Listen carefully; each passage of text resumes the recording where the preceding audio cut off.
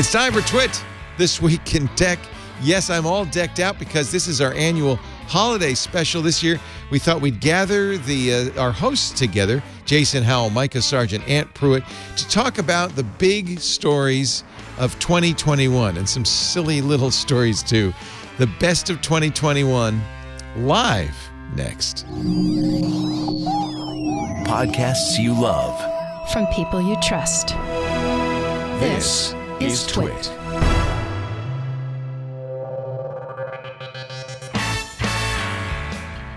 This is Twit, This Week in Tech, episode 855 for Sunday, December 26th, 2021. Our holiday special, Smitten by 2021. This episode of This Week in Tech is brought to you by Blue Land. Single-use plastic is so year 2000. The thing is, it's 2022, almost, which means it's way past time to make cleaning fun, beautiful, and plastic-free. Right now, you get 20% off your first order when you go to blueland.com/twit. And by Noom. You don't need rules to lose weight, just the knowledge and wisdom to empower you to build smarter, more sustainable habits. Start building better habits for healthier long-term results. Sign up for your trial at noom.com/twit. And by userway.org. Userway ensures your website is accessible, ADA compliant, and helps your business avoid accessibility-related lawsuits. The perfect way to showcase your brand's commitment to millions of people with disabilities. It's not only the right thing to do, it's also the law. Go to userway.org/twit for 30% off Userway's AI-powered accessibility solution.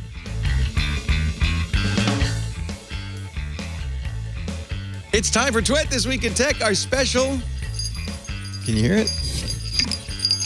End of the year holiday edition. It's Boxing Day. I'm Leo Laporte, and it's kind of, as you know, it's been kind of a tough year. And in years past, we've flown in hosts from all over the world. We've had celebrities like Judge John Hodgman, Jonathan Colton, but this year it's just going to be us. And I think that's kind of fun.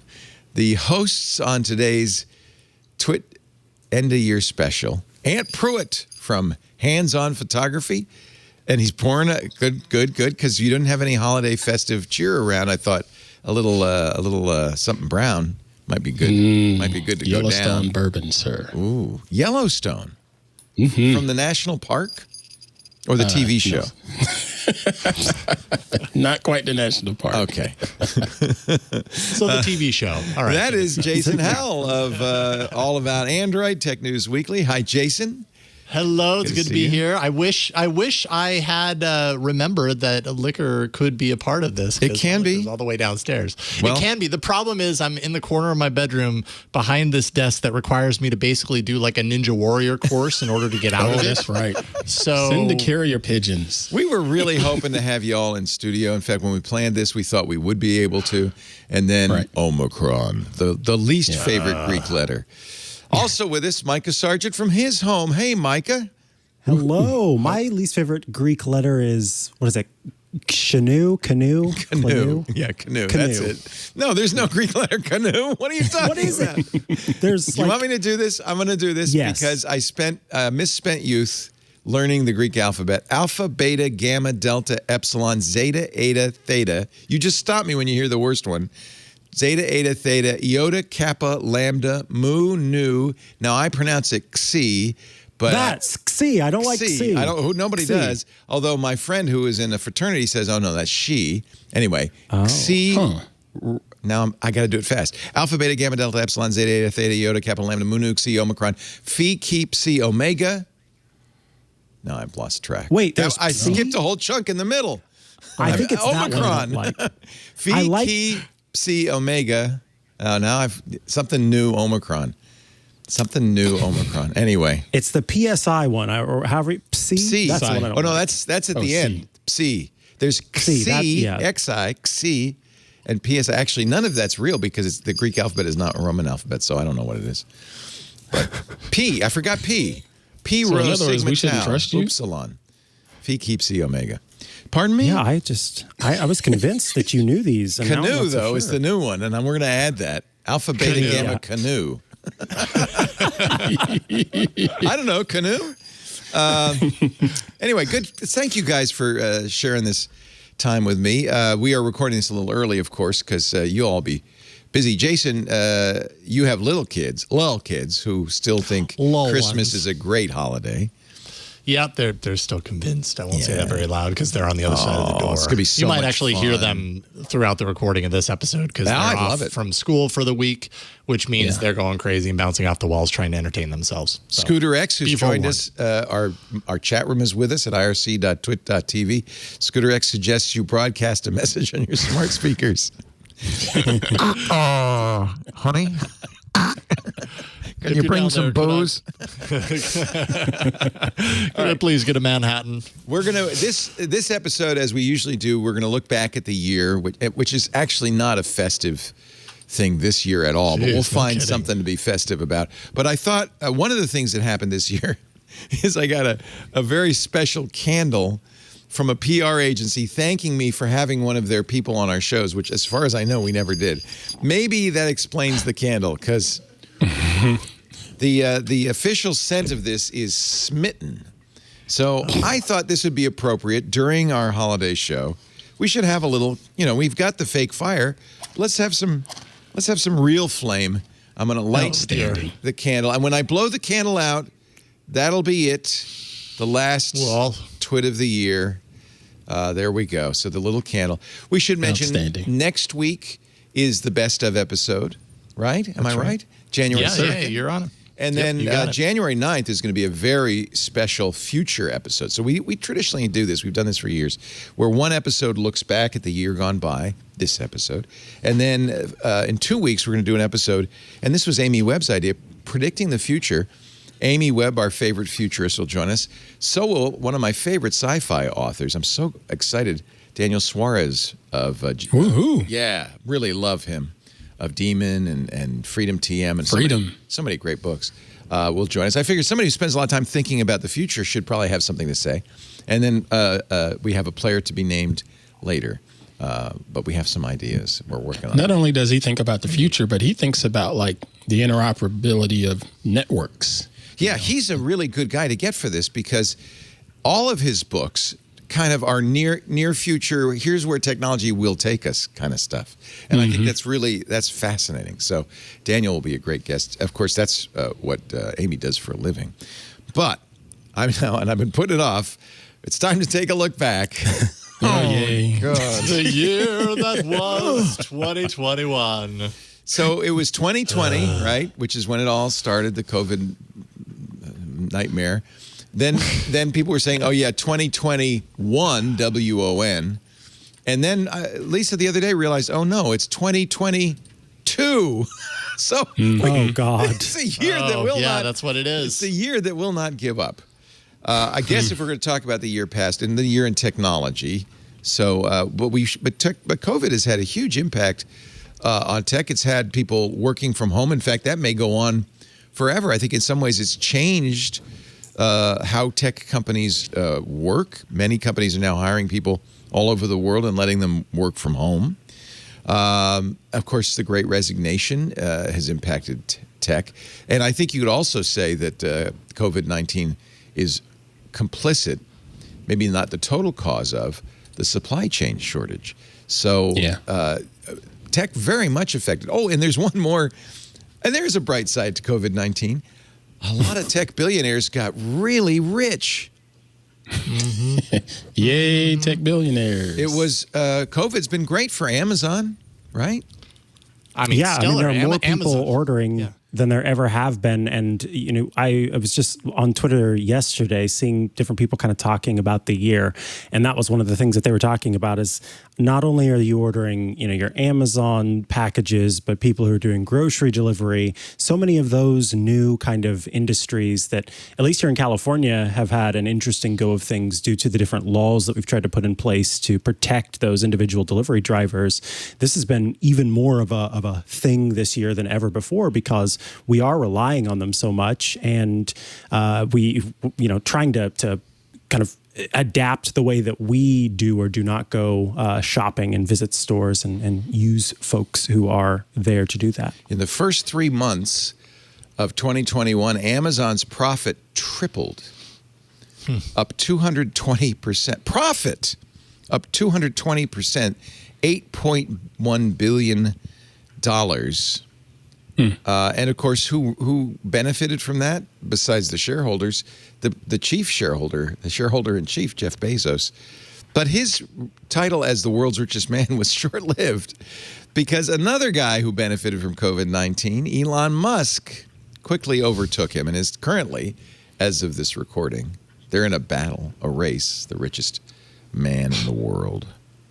Elon is also the Time Magazine Man of the Year, Financial Times Man of the Year.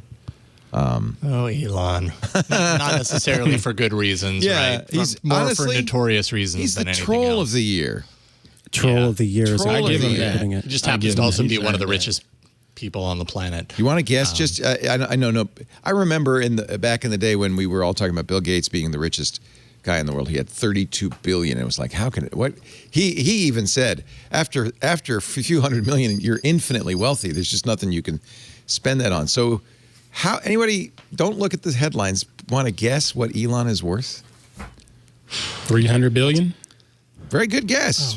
Little high. $243 billion. 240. How could one person be worth that much money? Like, it just ridiculous. boggles my brain. I don't understand. Elon, of course, famously tweeted a lot of tweets, hundreds of tweets that were crazy. One of them was, should I sell my stock to pay my taxes? Which really wasn't a poll, although it's a little weird that he had a Twitter poll about whether he should sell his stock to pay his taxes. He did, in fact, pay $11 billion in taxes this year, but he didn't have a choice. It wasn't like... I'm going to say, as he was supposed to. Yeah, it wasn't like the Twitter poll made up his mind. Okay, I guess I will.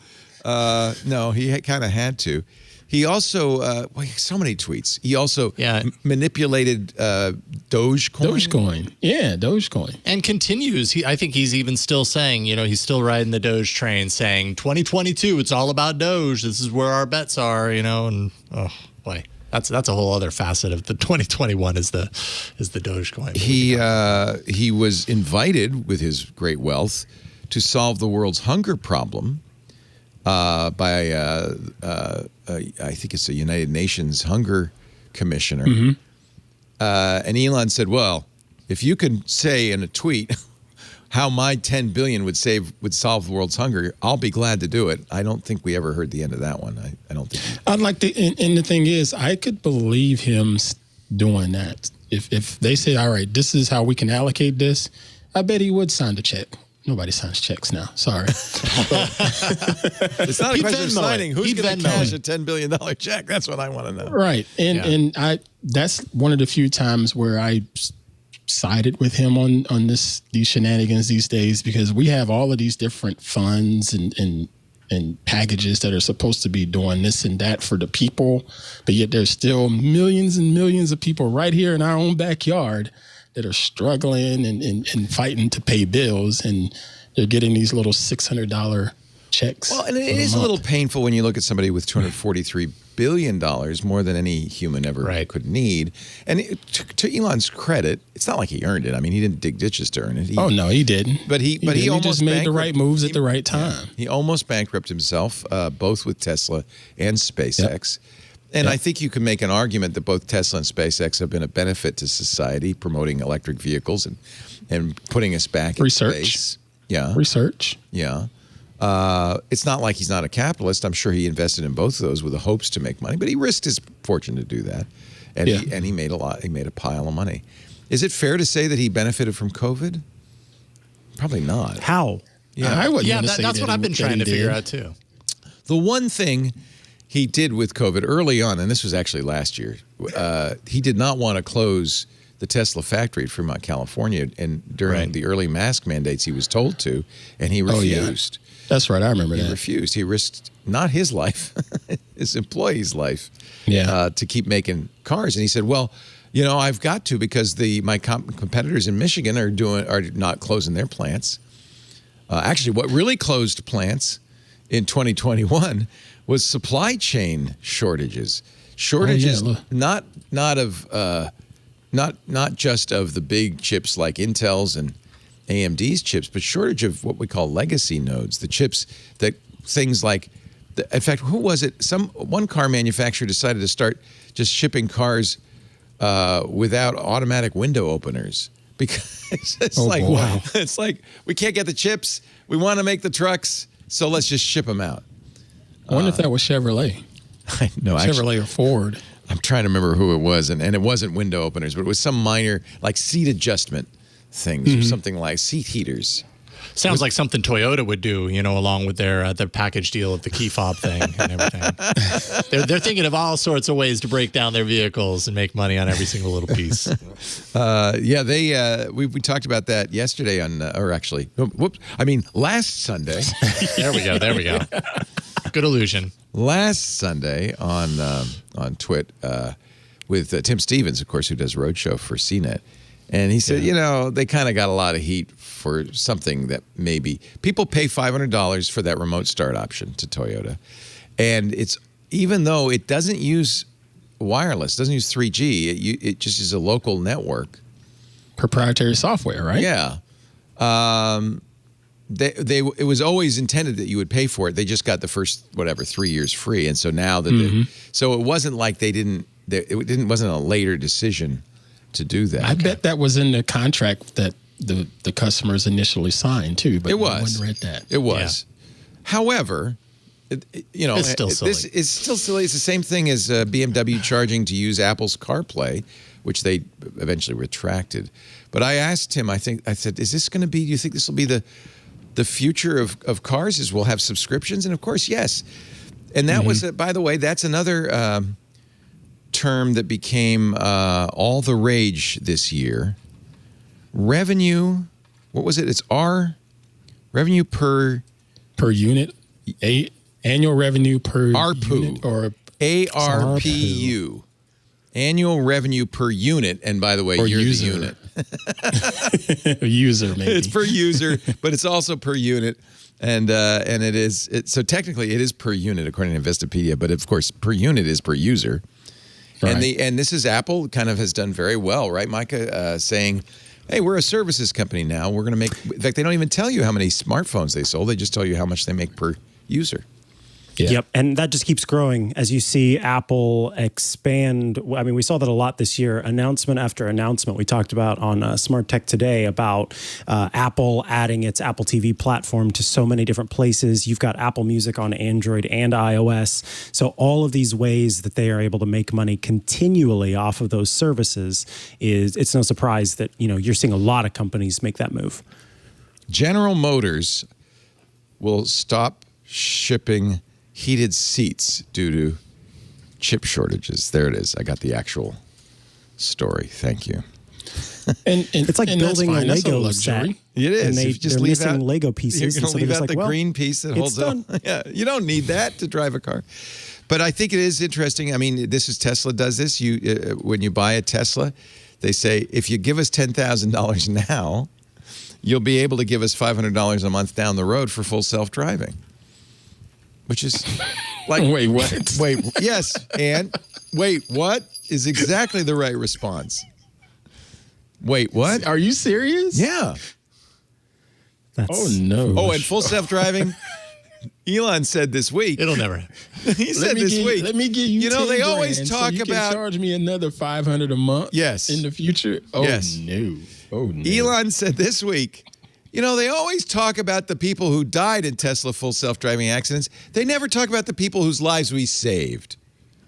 Okay. Were there any?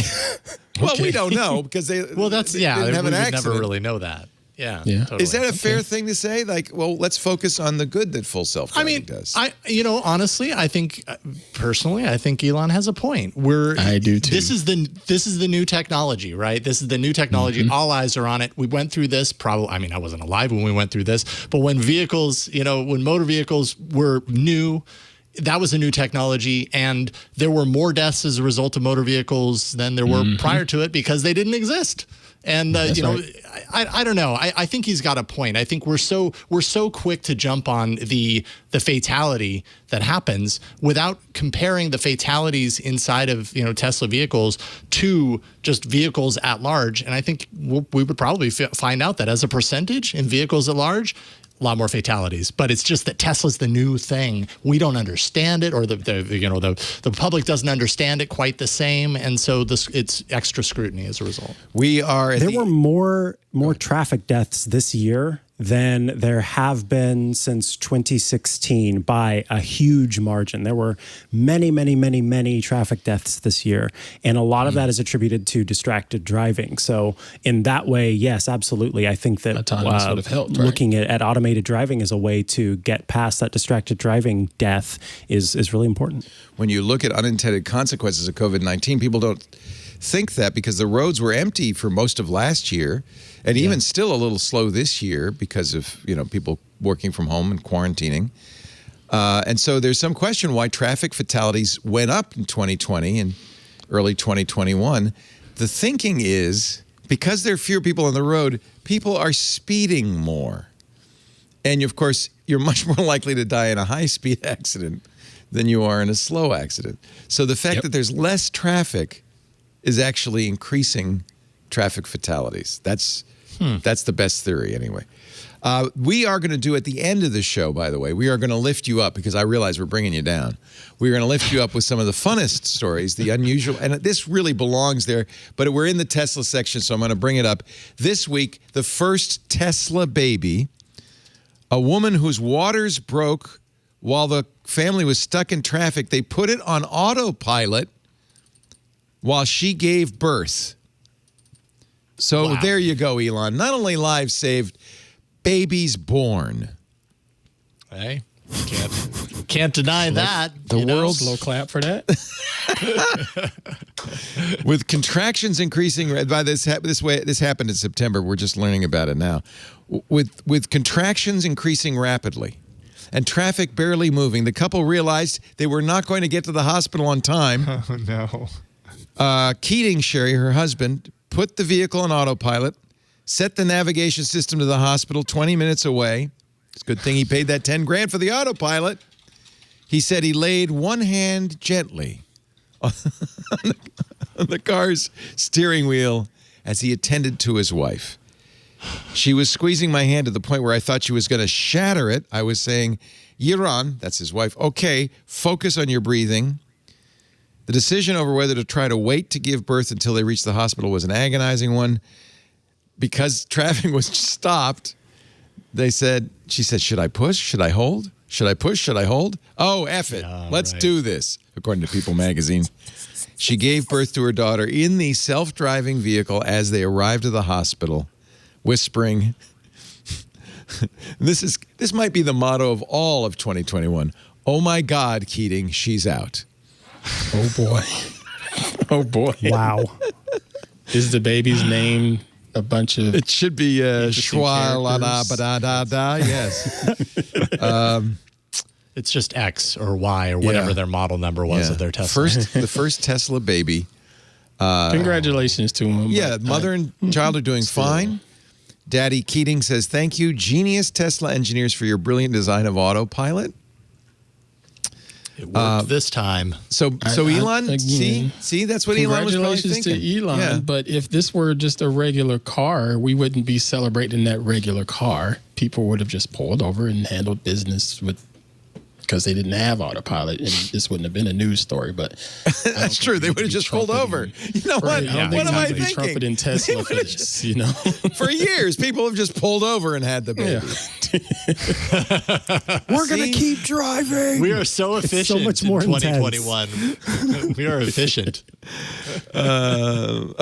Okay. We multitask. Autopilot. Let me try it out. A rational person would just pull over. Pull over. And as always, you're the voice of reason. Let me just take a little breath of Smitten. Oh God! So is it musky or what does Smitten smell like? Elon-y? How would we describe it? Elon-y. It smells like Elon Musk after a long day at the office. I think it's floral. I would say. Okay. Okay. All right. By the way, it Cool. says on the label, "Thank you for being a shining light in the world of podcasts." Oh, All right. Yeah. Very nice. You've earned that, sir. I'm smitten. Fortunately, we have a molecule in here sucking all that scent right out of the air. Oh. I had that realization this year. It's like, oh, I can't burn candles or incense and run my air purifier at the same time. That's sort of taxing it. You're gonna actually, you can go right ahead. I did tell the story on the last twit, and I'm embarrassed, but of the air purifier I ran all year, thinking. Oh boy. It wasn't a molecule. It was another one. It was a HEPA. I have a molecule in the bedrooms, but I wanted a HEPA in the grand room just to kind of recycle the air, right? It's because people come over and stuff, and it was a big one. It was supposed to be 1,000 square feet or something, some huge. So like do the whole room. It was very expensive, but I bought it. What do you call it? Not used, refurbished. There you go. Saved some money. Came from Amazon. Set it up. We've been running it all year. Oh, they call it renewed. Renewed. You didn't hear this story? So the light comes on last week saying it's time for a new filter. It's been a year. I said, oh, that's great. So I open it. I order filters on Amazon. They come. I open it up. I go, I wonder where the filters go on this. There didn't seem to be any apparent place to, the old filters to take out. So I looked at the video online. There were no filters. They had come without filters. I guess I was serious? No, Leo. for a year. You're running this thing. No. It's just a fan. It was a very, very expensive fan. Oh, God. Anyway, it's Boy. working now. Thank God we had the molecules. That was so one of the points of controversy this week, and we talked about it in all the shows, was that Elon Musk was the person of the year. Person of the year. And I, of course, always, and everybody does have to point out, well, Hitler was person of the year once too. So, it doesn't have to be a good person, just a person. And certainly you could say Elon got a lot of attention. But it was my contention that the real heroes of 2021 were the vaccine scientists, particularly the mRNA scientists. And it turns out Time did acknowledge them as like scientists of the year. So Good. yeah.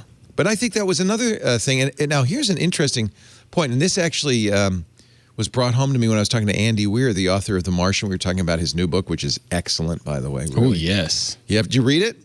Hail Mary? Hail Project Mary. Hail Mary? Isn't that Yes, great? it's great. They're making a movie out of it. Oh, nice. Yeah, in fact, we That's tried to get awesome. Andy Weir on our speculative thing on the 9th, but he's having he just had a baby. Congratulations, Andy.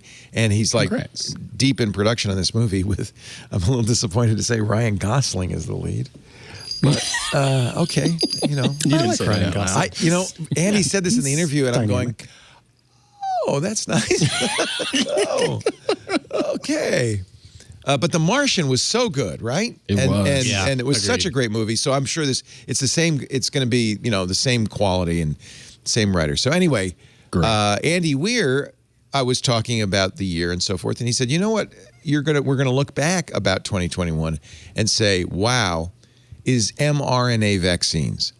This is a huge, huge breakthrough. The ability to use computers to do a genomic analysis. By the way, they were able to do that back in, I think it was November or December, a year ago, using a computer in a weekend to generate the whole genome, and then, again, using computers, generate a vaccine that would target that genome.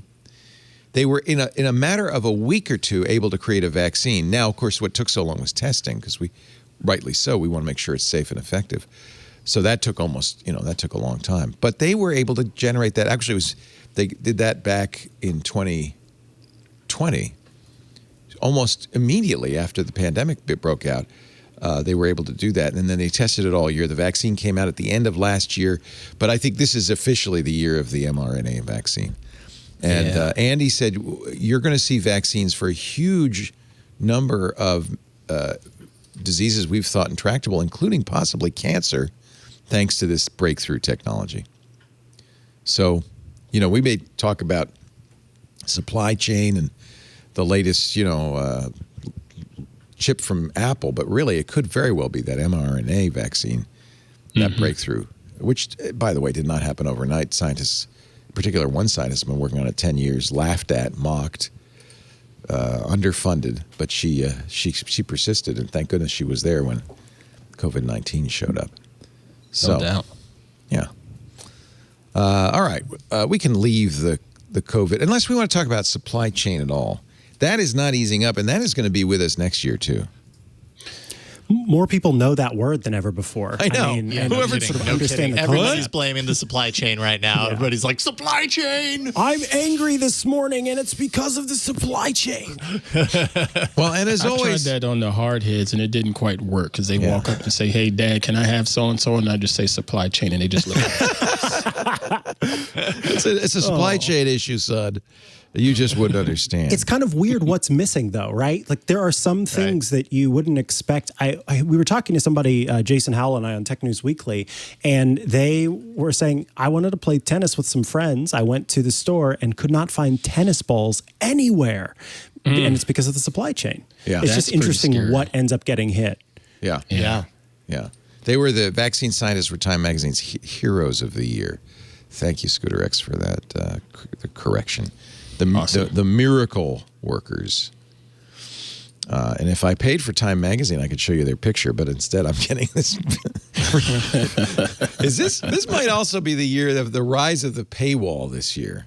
Yeah. No Literal kidding. rise. Like it's getting bigger. It's rising up on the Yeah. page. This more than paywall it is ever has. literally a Two-thirds of the wall page. blocking me from the rest of this article. Like I could just peer over the wall and I could see just the tops of their heads.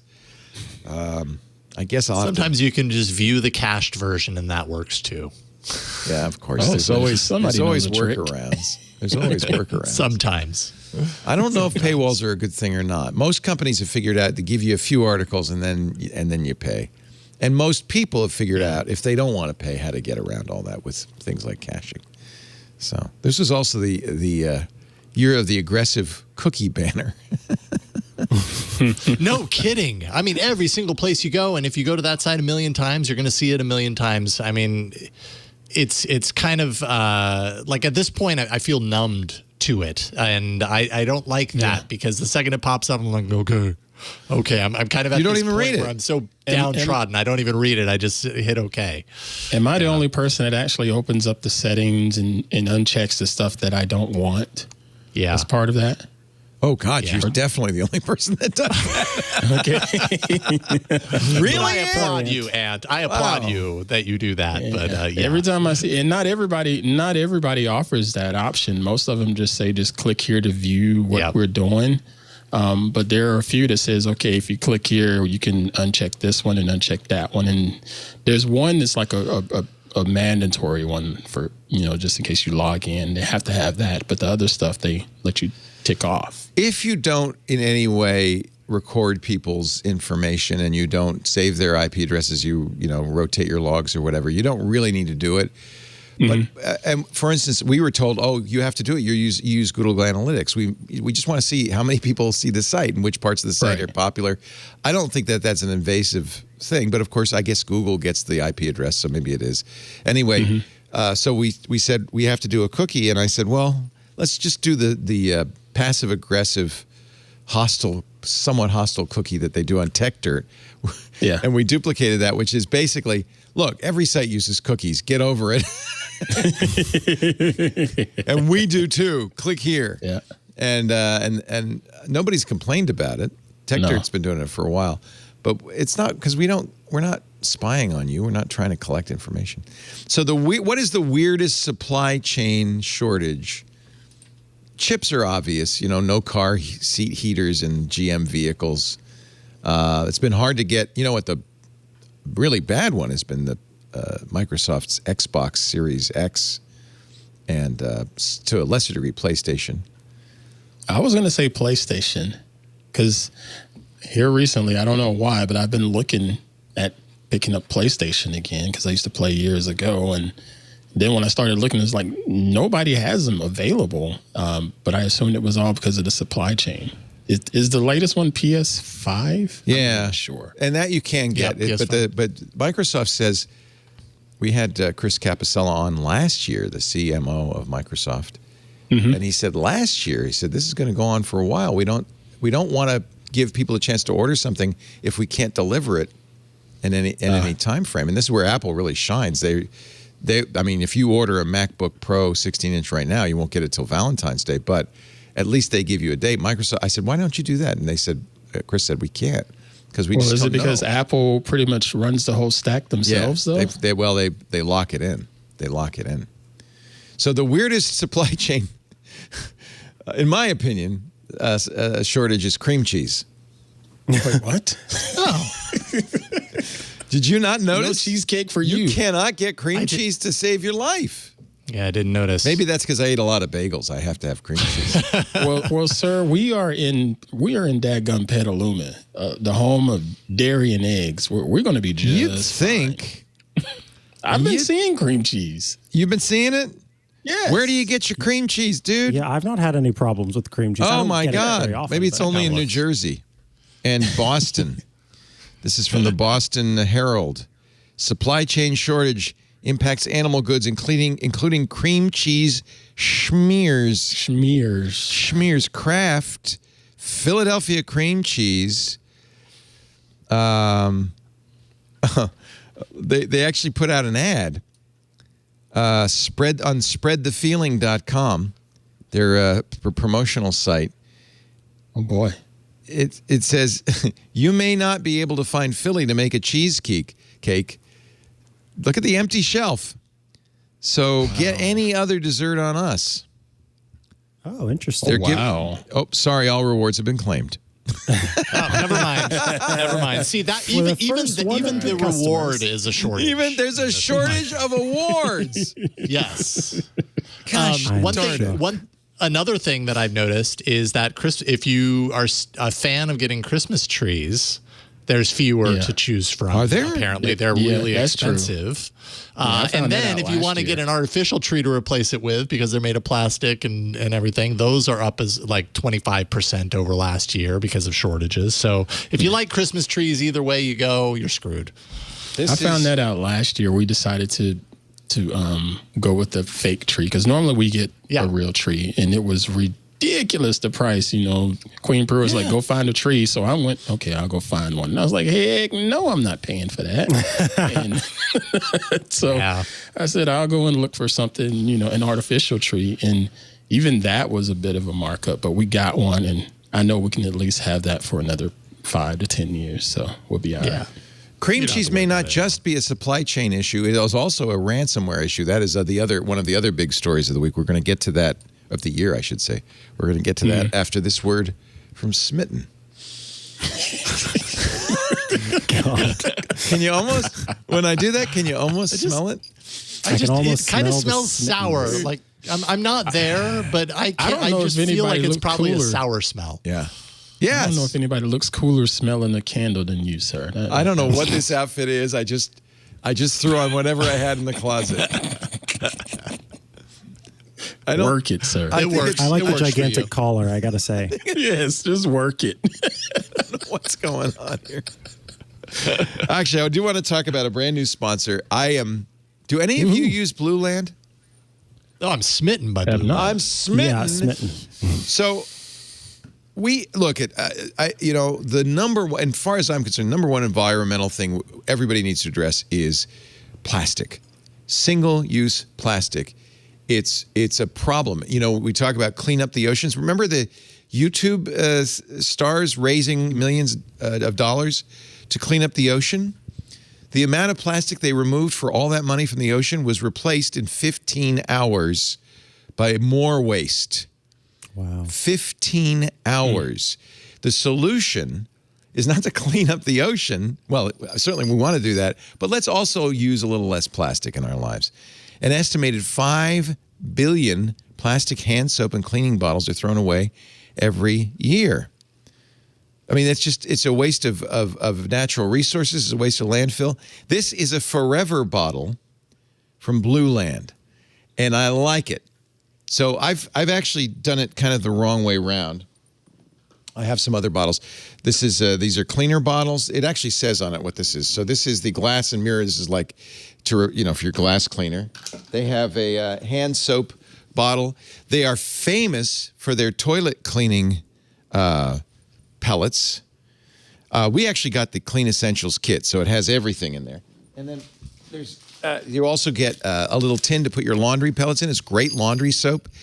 So instead of the plastic dissolvable laundry soap or the big plastic gallon bottles of laundry detergent, you just throw this tablet in, and the waste is so much lower, and it works.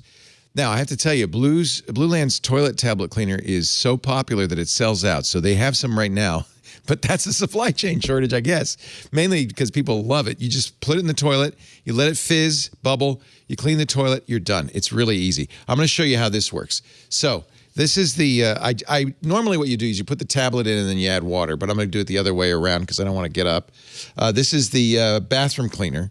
So you spritz this, you know. I've got a multi-surface cleaner. These are the little tablets. And of course, they don't send you more bottles. By the way, when you buy a bottle of cleaner, not only the plastic, most of the cost is they're about 90% water. And then just a little bit of active ingredient, right?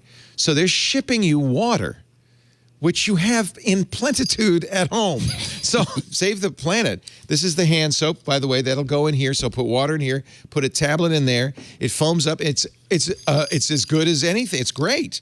Here's the glass and mirror cleaner. So I'm going to put the tablet in here. This is the little Blueland pellet. This is all the active ingredients you get with any commercial cleaner, but they don't ship the water, they just ship the tablet. Let me do this on camera so you, oh yeah, good, okay, there you go. I'm gonna drop it in, I'm gonna close it up. It's gonna foam for a little bit, you let it sit, and now I have bathroom cleaner, spritzer, surface cleaner. It's just great. This stuff really works. You buy the bottle once, they call them their forever bottles, you refill it forever. No more plastic waste. The only thing you got to get rid of is your outdated idea that eco-friendly products are more expensive and less effective. These work, I can vouch for it, better than some of the products I'm using. Better. Stop wasting water, throwing out more plastic. Get Blueland's revolutionary refill cleaning system instead. Blueland was founded on the belief that a cleaner planet starts by eliminating plastic waste while creating powerful, effective cleaners for your entire home. The dish soap is fantastic. The laundry detergent is fantastic. The toilet cleaner is fantastic. Just fill Blueland's beautiful Instagrammable bottles with warm water, pop in one of the hand soap or spray cleaner tablets within a minute. Powerful cleaning products. And by the way, they smell a lot better than the Smitten candle. Iris agave, pearine lemon, lavender eucalyptus. Oh, that one, that smells good. I don't know what that is. I think it's the eucalyptus. From their best-selling Clean Essentials kit, that's what we got. But once you get it, then you just, buy the refills to their hand soap duo and plastic-free laundry and dishwasher tablets. Blueland has something for every inch of your home. And as I said, backed by very popular demand. Debbie loves these, by the way. She's been using them for months. The Blueland Toilet Tablet Cleaner. Get it before it sells out again. The high-quality Forever bottles. Some of them are glass like this because of the weight. The hand soap, foaming hand soap is glass, so it's heavy, so it sits on your counter. Some are plastic because you're going to carry them around and use them. They start at just $10 when you buy a kit. They are reused forever, but you can get more, I guess. Even if they lasted a year or two, you're saving hundreds of bottles from going into the landfill. And then the tablets, get this, start at just $2. So you're going to save money, and this stuff works really well. It's just basically it's the same ingredients. It's just they don't ship them all dissolved, pre-dissolved for you. You'll love it. Your planet will thank you. Finally, you can do something without sacrifice, right? It's way past time to make cleaning fun, beautiful, and plastic-free. Right now, you can get 20% off your first order. Go to blueland.com/twit. That's 20% off your first order of any Blueland products. Blueland.com/twit. They actually really look nice, too, the Blueland bottles. And because they're labeled and everything, it's nice. Now, this is still dissolving. By the end of the show, I will be able to wipe up the Smitten candle residue with Blueland. Thank you, Blueland. We're really glad to get Blueland on. We've been using it for some time. Yeah, it's a really good product. And very happy to have them on our holiday special. We are celebrating, and I mean celebrating, the end of 2021, the year that would not end. Putting it behind as best us. as we can, anyways. Considering what back. happened. Holy cow. So the cream cheese shortage is also because in October, Schreiber Foods, which is in Wisconsin, had to shut down during its busy peak period right before Thanksgiving, Hanukkah, and Christmas, making cream cheese because of ransomware. They have annual sales of cream cheese of $5 billion. Whoa. Wow. Goodness. So it may say Philly on the front, but a Schreiber on the back, I guess. The company also makes cheese slices, yogurt. Every cream cheese producer was already struggling to keep up adequate supply. So there is, it's partly supply chain, but this does not help. Certainly 2021. And I think this is going to be, you're going to say the same thing in a year. 2022 was the year ransomware got worse. Yeah, I think it's only going to get more and more prevalent nowadays because the tools are out there for these bad people to just do it. And a lot of folks aren't as security conscious as we keep preaching to them to try to be security conscious. I mean, I got, I want to say 4 emails today and 4 notifications today across 4 different online platforms where someone was trying to get into my account. Yeah. You know? Wow. And Yeah. if that was anybody else, it's probably a problem. Right. You know? Right. I gotta have a two-factor. moment. Go ahead. Yeah, exactly. Use 2-factor. And I got to give a little shout out to my grandma because I saw some pretty sophisticated different attempts coming at me. And so I thought, I'm going to reach out to her and give her a rundown of the latest That's couple great. or the Yeah. latest 3 or 4. Nice. And she responded. She's like, I'm good. I pretty much every time someone texts me who I don't know or emails me who I don't know, I just get rid of it. She's like, I'm not falling for any of that stuff. And I thought, you are awesome. Yeah, she's Your very, grandma's very way wise cooler. about it. Yeah. She's pretty cool. She is pretty cool. Did you read the Sunday Times article? This is so broke my heart. Tragic. It's a scam. Scammers pretending to be from Harvard University offer jobs to women in India. It is, and they, it is just horrific. And I think your grandmother, I mean, for a lot of the women, it's like, well, wait a minute, that's a number from Dubai, not Boston. But what happened was they slowly improved their attack. They bought a web domain, harvardcareers.com, put the Harvard logo on it. It got more and more sophisticated. They got Harvard letterhead. They got the names of deans, and they pretended to be the deans when they called. And they actually tricked one of India's best-known news broadcasters. She'd been 20 years in the business, audience of 1 billion people, but she was getting tired of the political situation, and she was job burnout, and she thought she had this great job offer paying $151,000 to teach at Harvard in Boston. She thought it was real. She quit her job. She tweeted, "I'm going to Boston." It was all a scam. Oh my God, this is awful. It broke my heart. Dang it. But on the one hand, you could say, well, Micah's grandmother wouldn't have fallen for that. But the problem is they were targeted. All in every case, the journalists were anti-Modi, anti-nationalist reporters. They had written critical stories about the government. So no one knows. They gave them passports and all sorts of details, but none of that stuff was ever used. So no one knows. But the suspicion is that this is maybe the government or Sophisticated. It's something like that where they're, it is sophisticated, and they're they're trying to get these people out of the country to shut them up. There's that. A little criticism to Harvard for not doing anything about it, even though they had been warned about it. Just a tragic story, but it just shows, look, these scams have always happened, but the internet makes it, a lot easier. Right. Okay. Makes it a lot easier, and probably in going to some show some cases- ignorance. Hold on. Go ahead, Micah. I was just going to say the sophistication continues to increase in some ways, and that's what's troubling to me, because sophistication typically requires money, and so you do wonder, how many of these people are they actually scamming in order to be able to make this amount of money to continue to justify their continuing expenditures to make this thing as sophisticated as it is. That's the part that's quite terrifying. And we talked about bogosity filters before. These are things that would not trip off your bogosity filter. You wouldn't think it was bogus because it's so sophisticated. Yeah. The Times hired security experts, all sorts of forensics people, brought them in, and they never were able to uncover who it was. That's the other thing, is it's possible to really do this completely anonymously, or a motive for it. And all of the the tripwires like Gmail and so forth that should have warned her did not. She by the way, she had quit her job. She did not have a job at Harvard. She's, according to the Times, quietly beginning to rebuild her life, teaching public policy at an Indian university and writing for a newspaper. But she keeps asking herself the same question: how could I be so stupid? You wanted to ask a question.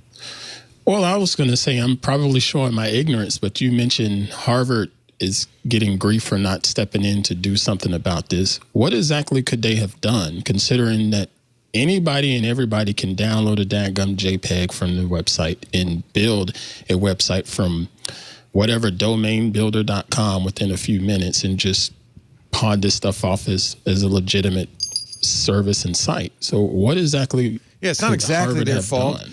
But according to the Times, Harvard fiercely protects its trademark. They use software to detect websites that pretend to be from Harvard. They never, they don't, they haven't. Cease and desist? Yeah, they haven't said whether they knew about HarvardCareer.com or did anything about it. One of the early victims of the scam called Harvard and alerted them to this scam, but apparently they did nothing to let people know. They didn't look for other victims. So I don't know how much of it is Harvard's fault. You're right. It could happen to anybody. Yeah. But even if there were cease and desist sent out or whatever, Right. you think that was going to stop anything? No. Probably not. I guess really the only moral of this is be like Micah's grandma. Yeah. And I mean, so one of my grandma's friends, she was using that kind of as a comparison. Unfortunately, was taken by a scam, and she was kind of talking to the friend, because I've always been this way with my grandma, very encouraging of the fact that if something like this happens, you should not take that time to blame yourself. Like it is easy, and you do fall into that pattern of like, how did I fall for that? And her friend was feeling that same way. And my grandma was talking to her. She's like, what my grandson talks about is how technology should work in our favor and should have all of these things in place. And so when those kinds of things happen, it's the technology that's at fault and the person who was doing this to you who's at fault. It's not it's not something that you should spend the time just, beating yourself up over, I should have picked that up. I should have picked this up. It's hard to realize those things. It's hard to pick up on that. And it kills me, for people to be blaming themselves and feeling so kind of lost after that happens, given the fact that there are any number of people who could have fallen for that. It's not something that's just so simple to pick out. So yeah, I just encourage people, don't beat yourself up too much, because in those situations, someone is trying very hard and playing on all of the right psychological things to get you to do the thing that they want you to do. They've figured it out. They've cracked the code. That's one thing that kind of comes to mind when I'm hearing you talk about this, Micah, is that like there has never been, it feels, and maybe it feels this way because we're in the midst of it right now, but when we're talking about ransomware, we're talking about hacks, we're talking about all of these different aspects of security online, it feels now more than ever that that the attackers are far ahead of the people who are protecting and trying to, lock the doors before they get in. It seems like the people who are hacking or doing the ransomware attacks, they know so much more than I think those threat actors in the past seem to know. There's some distance now between the people who would stop this from happening and the people who are just like, you know what, it's easier than ever. The stakes are as high as they've ever been. Like, it's overwhelming. So of course someone shouldn't blame themselves if they fall for it. It's that sophisticated now. Yeah, just tragic. And I guess it's our job, really, to spread the word as much as possible and to tell people, you know. Yeah. Well, and obviously that's working.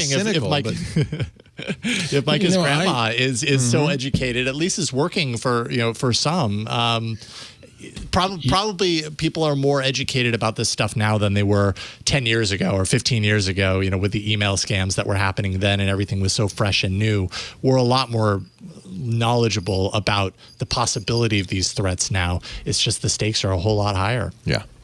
It makes, I appreciate the fact that you said, Mr. Laporte, you hate to tell people to be cynical, because I think about a situation at one of my previous employers where a coworker got an email from one of the, upper management people about XYZ report, because that's what they normally get. And of course, when they went to open that spreadsheet, it was a problem, but at the same time, we can't fault this person that they were just doing their job.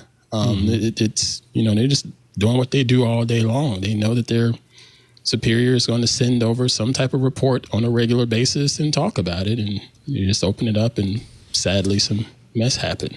And, somewhat of the blame goes to companies like Google and Microsoft, because their software has been so horrifically has all of those holes. I can't remember what the last count. We'll have to do a tally on security now next year on 0-day flaws in Google's Chrome, but it was more than 13 in a year, more than one a month. More than one a month.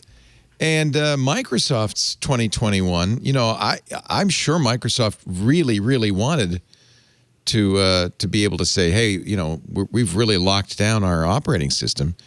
But routinely on Patch Tuesdays, there's more than 100 flaws being fixed every month, Tuesday. And that doesn't even bring up the big ones, which are the Exchange server vulnerabilities, the SolarWinds flaw. There have been some really nasty ones. On June 8th, Microsoft patched 6 0 days, 6 of them. Wow. Then there was the print spooler vulnerability, print nightmare. I remember that. Yeah. Micah has to listen to Security Now. He produces the show. So he was nothing but every week. Oh, and there's another one. Oh, here's another one. There's another one. Print Jason nightmare. Produces Security Now, but I remember being in for one episode. I think that's what it was. You hosted it. You two were out, and so I ended up covering Print Nightmare. And I was like, it was. Yes. Wait, they're telling you that Microsoft's solution at the time was you just can't print for right now. Yeah, just don't use your printer. Just don't. That would be a bad idea. It's the best tech support ever. It's one of those things where, I've always said, okay, fine. If Microsoft's fixing flaws from older software, that software has problems and fixes them. You should fix them when you find them. That's fine. But if they're fixing problems introduced newly, then you need to really look at your process and see what you're doing, that you keep making these same mistakes over and over and over again. Of course, you can't even really say we're looking back at 2021 when we talk about the worst flaw of 2021, which is probably the worst security flaw of all time. We're just starting to see the fallout of the Log4j problem. This is a Java-based logger that's used on pretty much every server everywhere. Apple uses it. Microsoft uses it. It's from the Apache Foundation. Amazon uses it. Everybody uses it. And it is not merely a bad 0 day. It's trivial to exploit. So I could do it, which is not saying. I mean, if anybody could do it, it's just putting a little string in your browser, and suddenly you have full access to whatever's behind the wall on that server. That's horrific.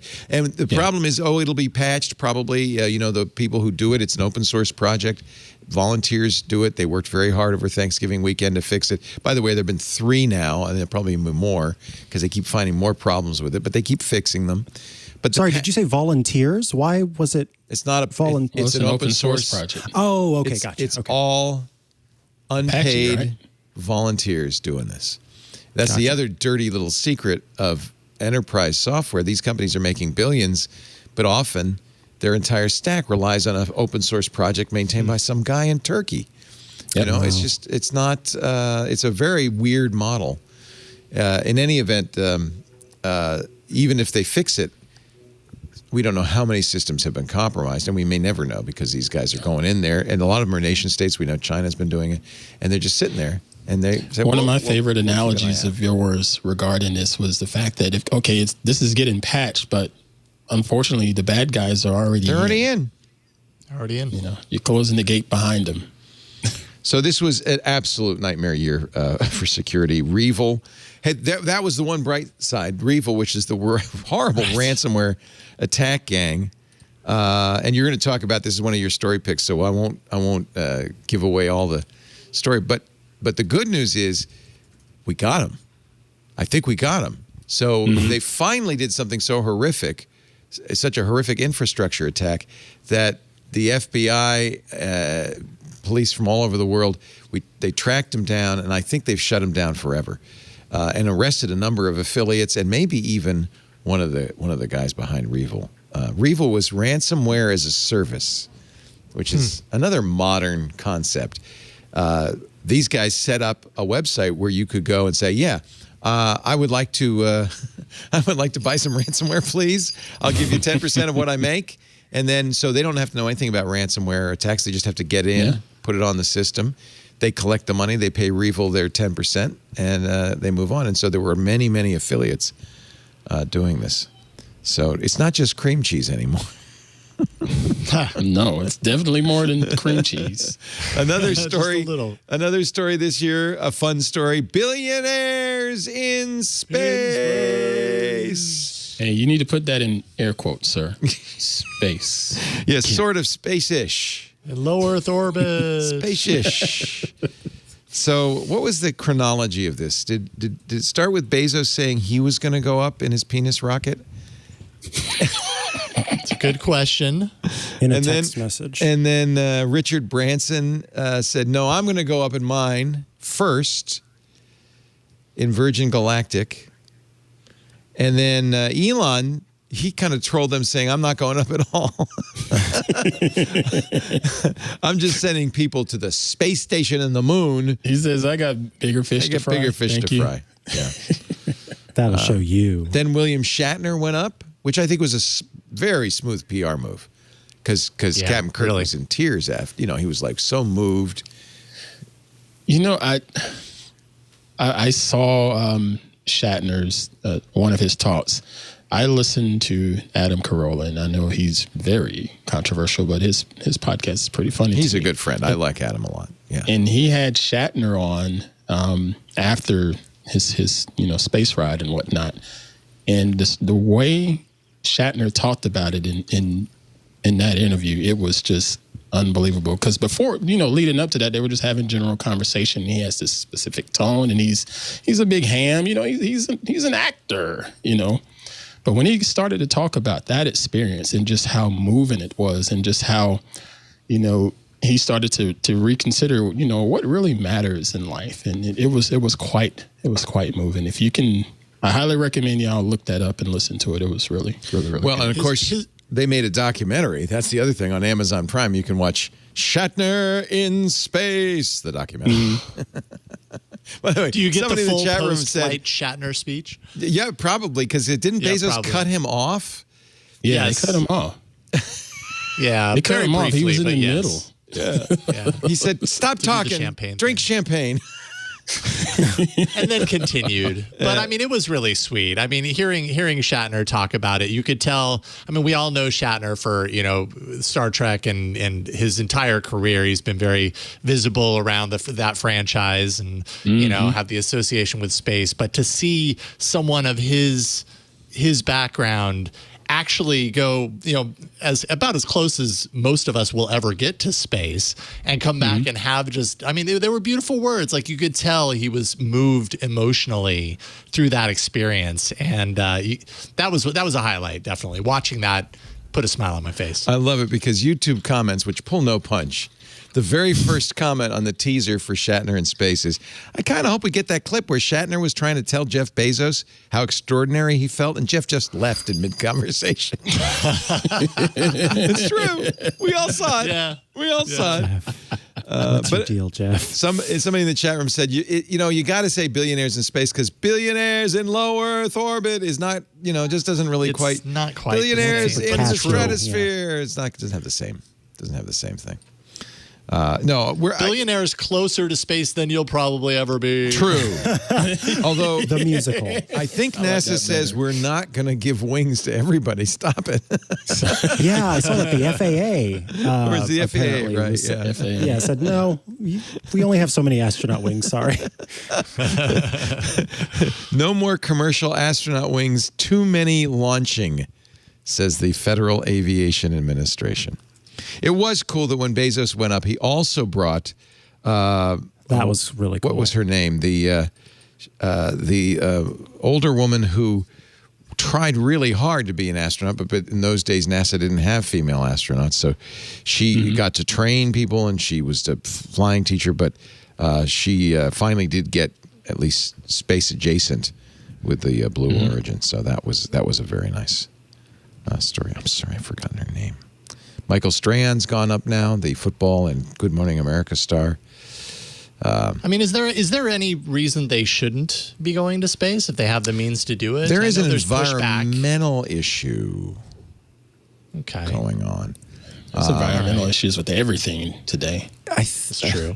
I should. I mean, yes, that's because we don't have much time before all of us yeah. die in a Wally horrible Funk. heat fire. Thank you very much. It was Wally Funk. I think I read that the amount of pollution put into the atmosphere by that rocket is like the equivalent of all of Jeff Bezos' private jet flights for a year. I think it's something on that order. Wow, interesting. That's I didn't know it was that high. Good grief. Actually, that was one of the trolling tweets that Elon Musk said is, our rockets do not pollute in nearly the same degree. It's possible to do this with considerably less pollution. But I'm not Didn't an know expert that. on that. Yeah, I've talked about it with Rod Pyle on the radio show. I'll have to. Let's see. Oh, okay. Fact check. Thank you. According somebody in to the chat room. USA Today, Jeff Bezos' New Shepard rocket launch did not.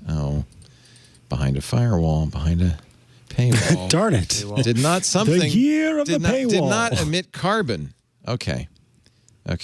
So there you go. What did it emit? We don't know. I had seen this Facebook post that said it put hundreds of tons of carbon dioxide. That is actually USA Today said it did not. Sorry, Leo, did you say a Facebook post? yeah. Yeah, never mind. I forgot I saw that on Facebook. SpaceX's Falcon rockets use kerosene. In fact, the Blue Origin uses a liquid hydrogen and liquid oxygen combination, Blue Engine 3, that is does not emit carbon dioxide into the atmosphere or during the launch. Oh, yeah. Shatner was talking about hydrogen in his commentary and how he was just a bit nervous because he's like, hydrogen? Really? Heat blowing up? He was a little nervous. It's not completely neutral. The amount of water it puts in the air is apparently problematic. But, yeah, I know. You would It'll think start a that's a good rainstorm. thing. But water vapor emissions from individual launches can notably impact the mesosphere and ionosphere, but do not contribute to carbon emissions. So there you go. It's kind of amazing how violent, if you make water, as opposed to it just existing as H2O, if you actually take hydrogen and oxygen and combine them to make water, it's actually quite a violent reaction. So I'm not surprised that they can harness that to propel something. Billionaires in space. I guess that's all there is to say about that. Billionaires Someday. near space. I did enjoy Someday. that. If you that had $250,000, SpaceX you could do it too. civilians. Yeah. I did enjoy that. They paid. The civilians in the SpaceX right? launch. Yeah, the Inspiration 4. Yeah, that was very cool. I did enjoy that. Yeah. Those are regular people with the exception. And they of- orbited. So, no, that's pretty darn cool. This was the year that Jeff Bezos did step down as CEO as Amazon. Andy Jassy taking over. Jassy, a close lieutenant who had run the very, very profitable Amazon Web Services division. And as far as I know, it's been good. One of the first things that happened when Jassy took the helm is Amazon announced it was going to raise the minimum wage. They did a number of things that were a little bit, I think, probably more kinder to the warehouse staff. So, but I haven't seen any big changes in Amazon. It's certainly been very profitable. Well, they still have some work to do on They have a little work to do. Yeah, a little bit. You know, And of considering course, the tornado recent tragedy tornadoes in Illinois. Word, yeah. Yeah. Jack Dorsey stepped down this year too. Let's not forget the CEO of Twitter, Who's he? one of the founders. The guy with the beard and the nose ring. You know him, Oh, okay. Jack Dorsey. He's going to. I thought he ran Square, not Twitter. He is running Square now, and except it's not Square anymore. This was also the year that a number of companies decided to change their names. Square changed its name to Block because they're all over the Interesting. blockchain. And now course- it's getting sued by H&R Block dimensional. because Oh. H&R Block Whoopsies. is trying to claim trademark on that. So that's an Oopsies. interesting Yeah. situation. And then Facebook changed its name to Meta.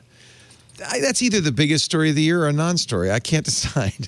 Yeah, totally. I completely agree. Right? It's really hard to know. When they Facebook had a really rough year, and all entirely brought on by its own self. And so it is interesting. While the name change itself is maybe a non-story, the idea that it's changed its name for the metaverse, or that it changed its name to try to get away from all of the stuff that Facebook had to deal with this year, that part is a big story. I mean, the Facebook papers and, testifying before Congress. Huge story. All sorts of stuff going on there. Francis Haugen, the whistleblower who released a lot of documentation showing that Facebook probably knew and probably decided not to do anything about the damage that they were doing, not just politically, but to young girls' psyches on Instagram. I think the kind of the quote that I will remember is, Facebook values profits over people, which is not a good thing for a company that really kind of pretends that it's all about connecting people. Connecting Maybe there was people a at time people's that it was. expense is Facebook's deal. Yeah, and we'll take that. Thank you very much. I think that we might have said at the beginning of the year that the tech lash was going to be a big story.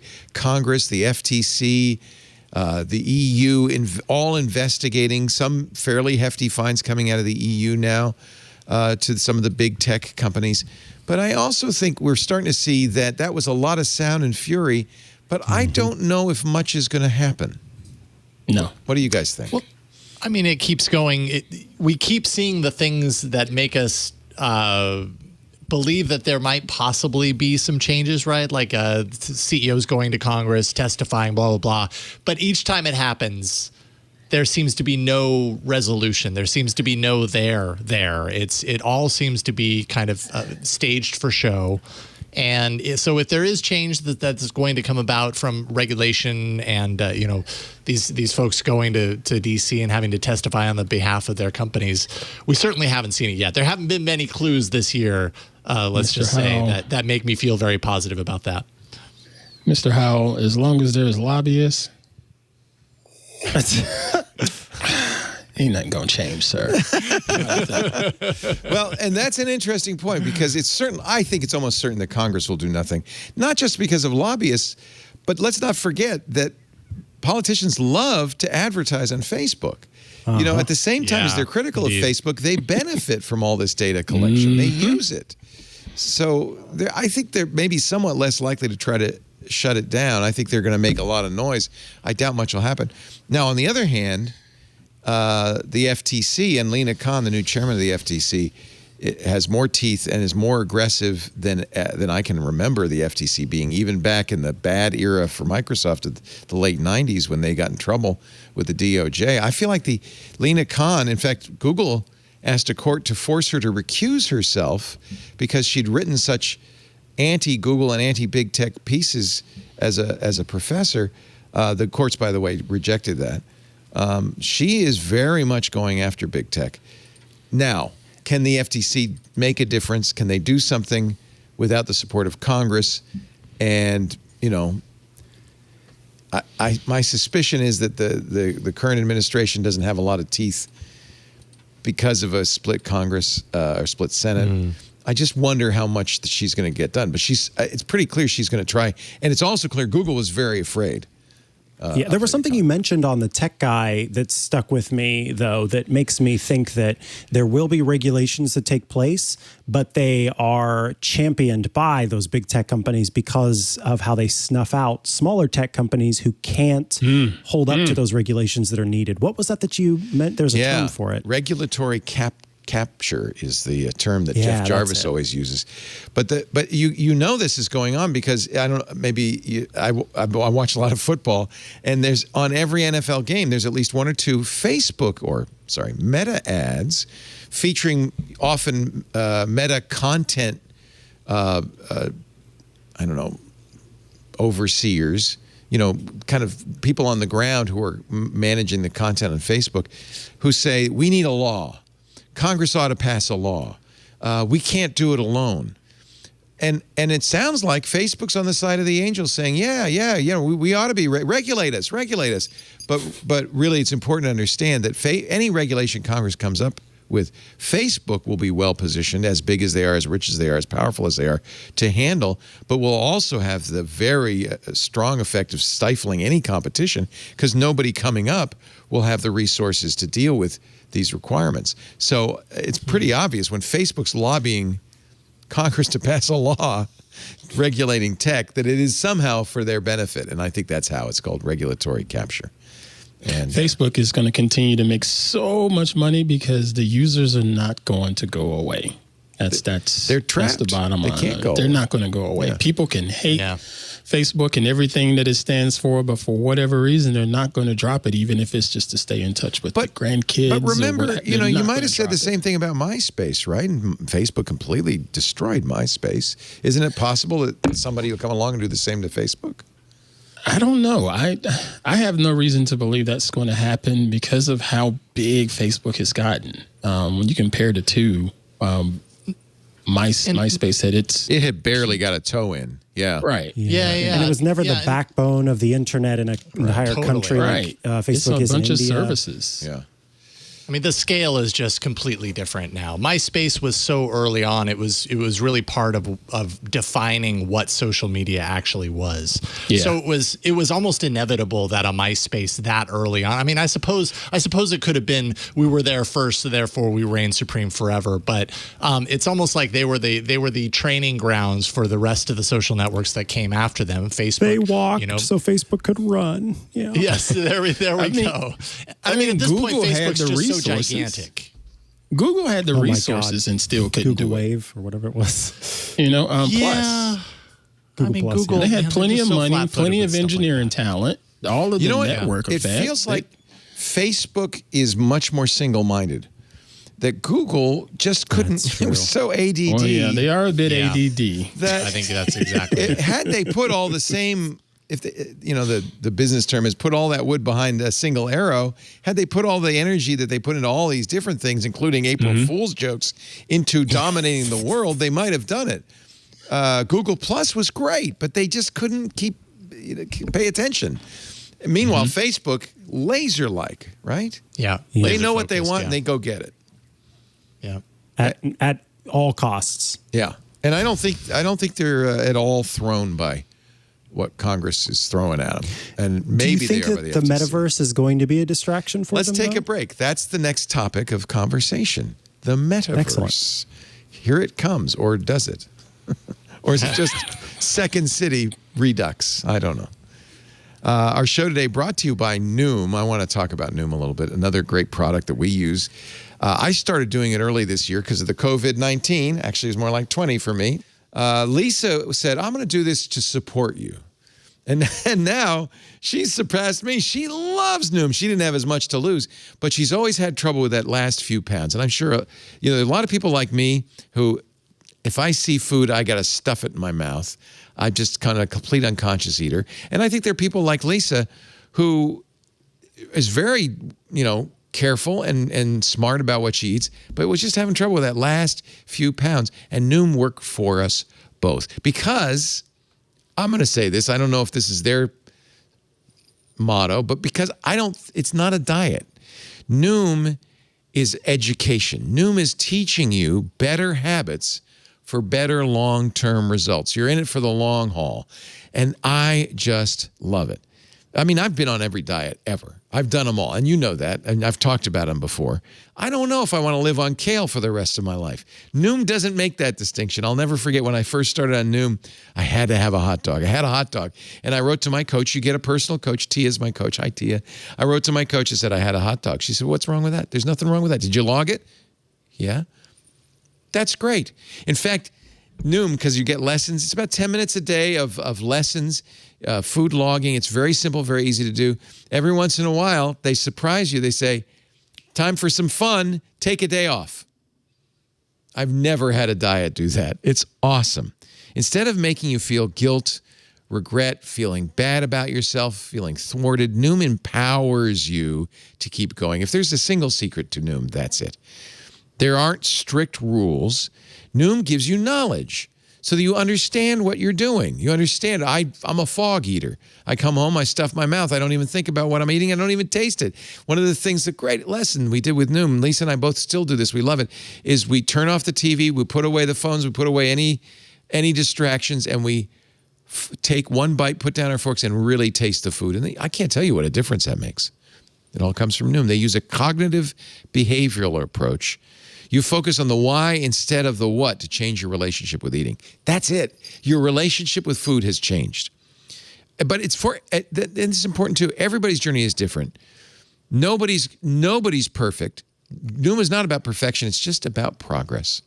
And it's about eliminating the pressure, eliminating the good, the bad, fitting yourself to other people's expectations, having the, feeling that I can't do it. And then with Noom, you find things that work for you and you go, this is it. I can do it.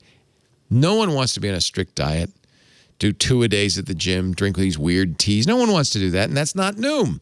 Instead of trying to cram your life into somebody else's idea of health, try Noom. It's a tested psychology-based approach to find a healthier balance that's moldable to your life. It really works. 75% of Noom users finish the program. They go all the way through. And by the way, even when you finish, it stays with you. It's always in your head now. More than 60% of users who really engage with the program keep the weight off for at least a year. I'm just looking at Lisa and I just go, wow, it's amazing. She never thought she'd get that last couple of pounds. You don't need rules to lose weight, just the knowledge and wisdom to empower you to build a smarter, more sustainable habit around food. Noom Weight's cognitive behavioral approach lets you better understand your relationship with food, how to be more mindful of your habits, gives you the knowledge and support you need for a long-lasting change. It's what you want, trust me. This is what you want. With Noom, taking care of your health is empowering, not stress-inducing. Because you know what happens when you get stressed? You eat! That's why diets don't work. They make you say, you can't eat that. What are you going to do? I got to eat that. Not with Noom. No need to fear ruining the whole program with one off day. Noom keeps you on track and gets you back on track. All you need is a daily 10-minute check-in. No grueling early mornings, huge chunks out of your day. No fasting. Nothing hard. It's easy. Start building better habits for healthier long-term results. Sign up for your trial right now. Noom is noom.com/twit. I know you've seen the ads. And I had seen him, actually, Lisa and I had seen him many, many times when we finally decided to do it. I thought, maybe this is right.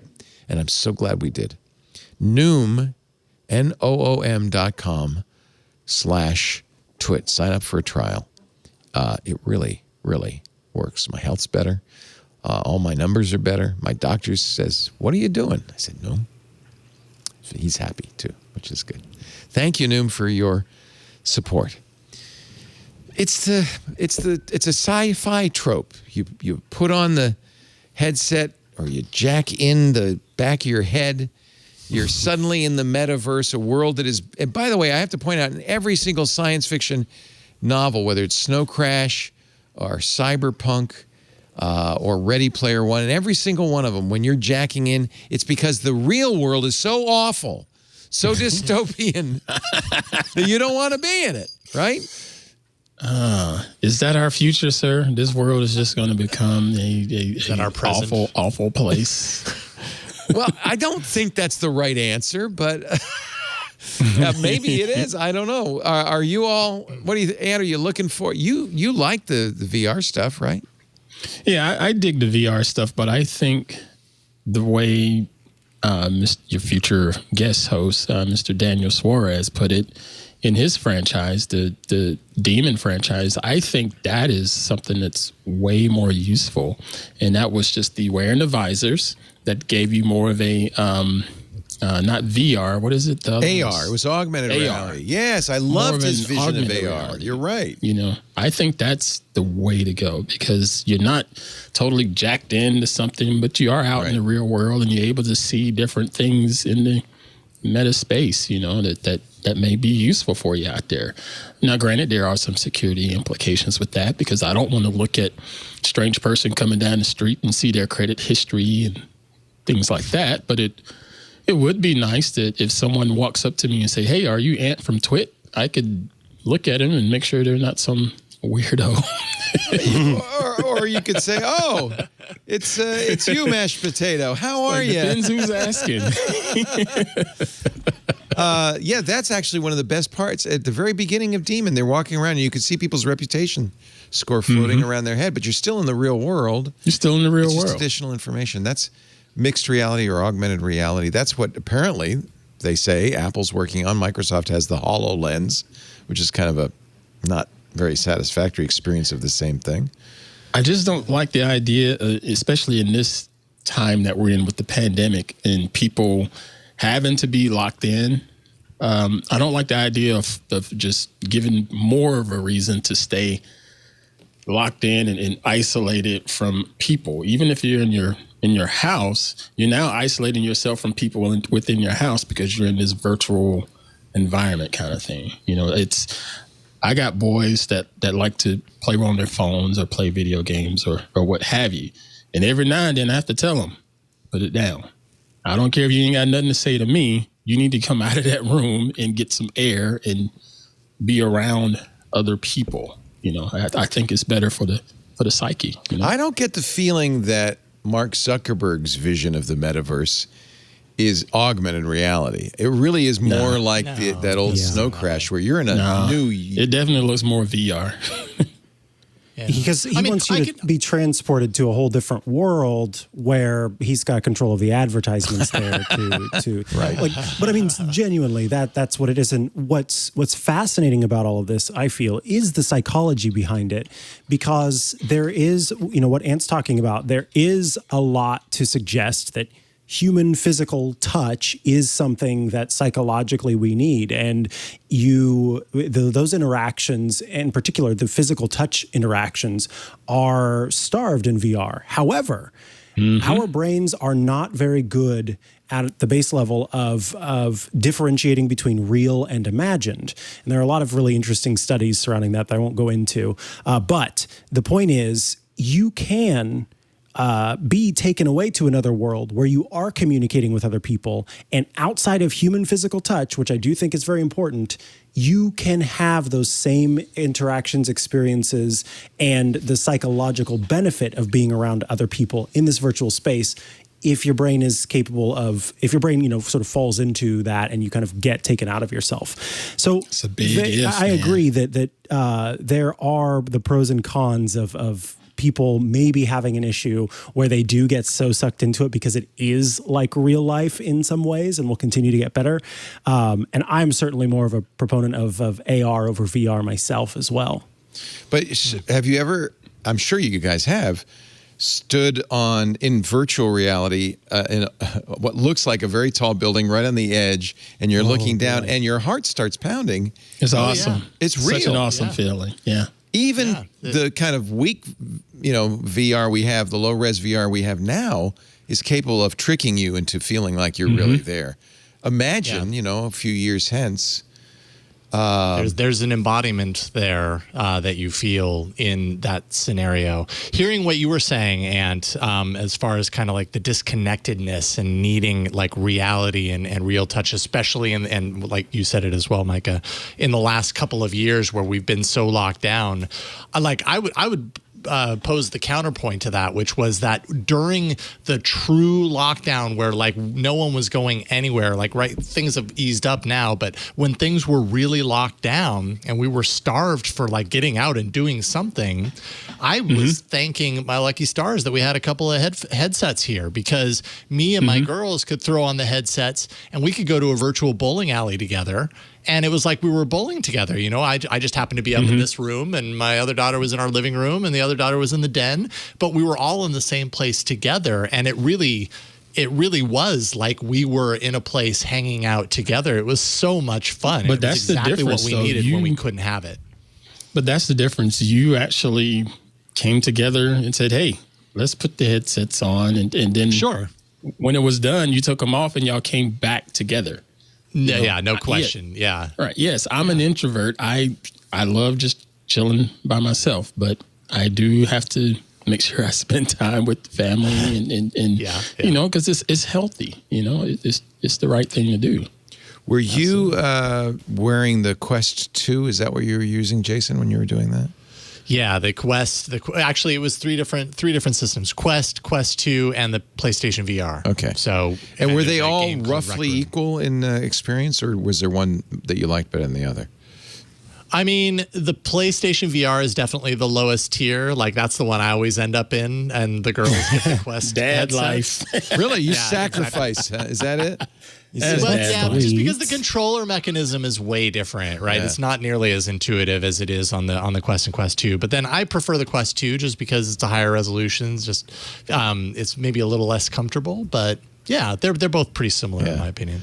So I got to be a part of Horizon Worlds while it was still in invite-only stage and try that out, which is Facebook's like first take on the metaverse. And it was a really fascinating experience, building my own little world, but then also going to this shared space. There was a VC over in the corner talking with somebody else about investments that he just made. And I was like, I'm staying very far away from that. That sounds really boring. But there was this sounds like Clubhouse. Right? Wow. There's a young person going around saying hi to everybody, but then a Facebook person, like community, guru or whatever, came into the space, and she was walking around and was telling people about some different kind of hidden Easter eggs. And so you saw all of these people kind of having this delightful moment of learning new ways to interact and make sparkles appear above your head and all sorts of stuff. And I was kind of listening in a little bit from a distance while I was playing with a paper airplane game, standing atop and kind of looking down on this whole group of people.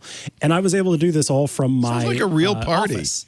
Yeah, it was. It was. Yeah. It was really like a real party. It was around Halloween too. So this one world would take you to different worlds that people built where there were Halloween themed things. So there was like a haunted house and some games where you tried to get rid of ghosts and different people could play. And there was a huge scoreboard in the background where everybody could see their score and compete against one another. And I didn't have to move from a spot, which was a pretty cool thing to be able to do, again, while you're in lockdown. So I do see some value to this. I think the big thing is adoption and whether or not that is going to take place. I'm actually not worried about adoption because I look at how people have taken to VR and they really love it. I mean, there's a certain percentage of people who will always be nauseated by it. I think I'm in that group. Yeah.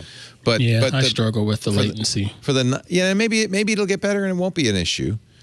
What you just described sounds pretty cool, Micah.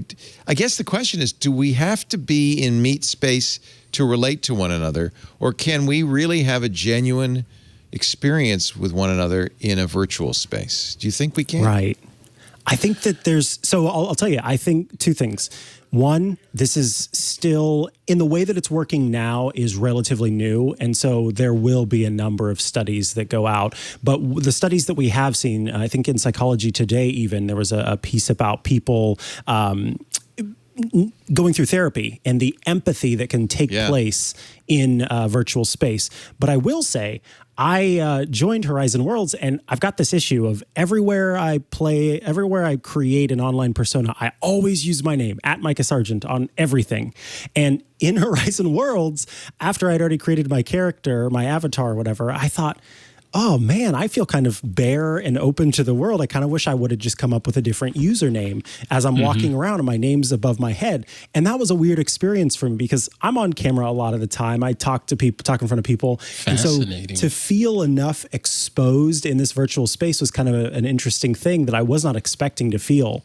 And it kind of changed how I interacted with it. And I had to get comfortable turning off my mute switch for the microphone and start to participate in the conversations that were taking place around me. So yeah, I do think that we can, I want to go with the word supplement. I don't want to go with replace, but supplement some of those interactions we have elsewhere. Because we're trying to do that now just in text-based and in video conversations.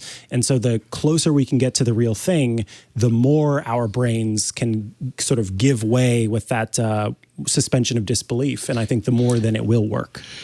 I definitely agree with supplementing it, because I think about every dadgum Wednesday at about 2:30 p.m. Pacific time when I get to sit down virtually with you and Mrs. Higginbotham and Mr. Jarvis, and just how much that means to me, the conversations we have every week.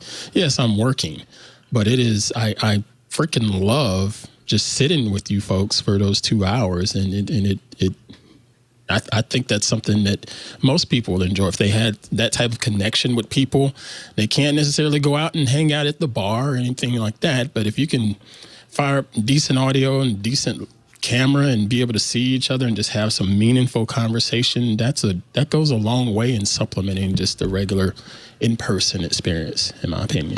I mean, John just pointed out we are actually in the metaverse, the four of us. We're not connected. We're not in the same room. We're not in meet space. And people who are watching us, I think at this point, probably feel like they're around the table with us conversing. Here's the thing I really don't want to have happen. I think there's a lot of potential in it. It'll be very exciting. And I think that the things that have been most exciting about technology have been things that have been created by individual creators working in garages, working independently. I really don't want Mark Zuckerberg's vision of what this is to become the dominant vision. That is not ground up. That is from top down. I think Mark's a creep, and I don't think his vision of what the metaverse is, I mean, I find his ideas creepy. And I don't want him to, but is this technologically so hard that it isn't going to happen kind of naturally as the internet happened? It's going to happen, only from a big corporation? If you ask Intel will tell you that there's no way we're going to get this in the next 5-10 years. There was a blog post by an Intel exec a research scientist who said, look, this is going to take 1,000 times the compute power we have right now. Unfortunately, the blog post ended up kind of being an advertisement because at the end they're like, but we can do things like machine learning and artificial intelligence, which Intel chips can do to get us sort of the way there. But the larger argument was that, the thing that Facebook is trying to say is coming next year or the year after is quite a ways away. I agree with you. And if you look at it, it's very cartoony. But let's not forget what's the order of magnitude between the first IBM PC running at 4 megahertz and today's iPhone running, we've got billions of transistors in our pockets running at many gigahertz. That's more than 1,000. So I don't think saying, 1,000 times more power is really a deterrent. You're right. It's not going to happen today. It's not going to happen tomorrow. Some form of it might, like what we're experiencing right now. Right. Baby steps. But maybe 10 years from now, or maybe 20 years from now, we'll certainly have that capability. The only question is, I really don't want it to come from I don't want it to come top down. I think it needs to be organically developed. I don't want one company to run it. That would say it wouldn't be something that the open source community jumps on and I'm sure they are as well. I mean, people like Jaron Lanier, he's been working on this for 20 years himself. One of the very first proponents of virtual reality. So I think that there is a movement that way. I just don't want it to come from. I don't want Mark Zuckerberg to own the metaverse. That to me is a nightmare scenario. It's worth pointing out that Facebook did actually say, or Meta did actually say, we don't want to own the metaverse. Sure. But exactly. Then you name your company Meta. So really, I don't know if I believe that. I'd like to see, I would love to. I mean, look what the internet has done. And I don't think we would have known 20 or 30 years ago what the internet was going to be today.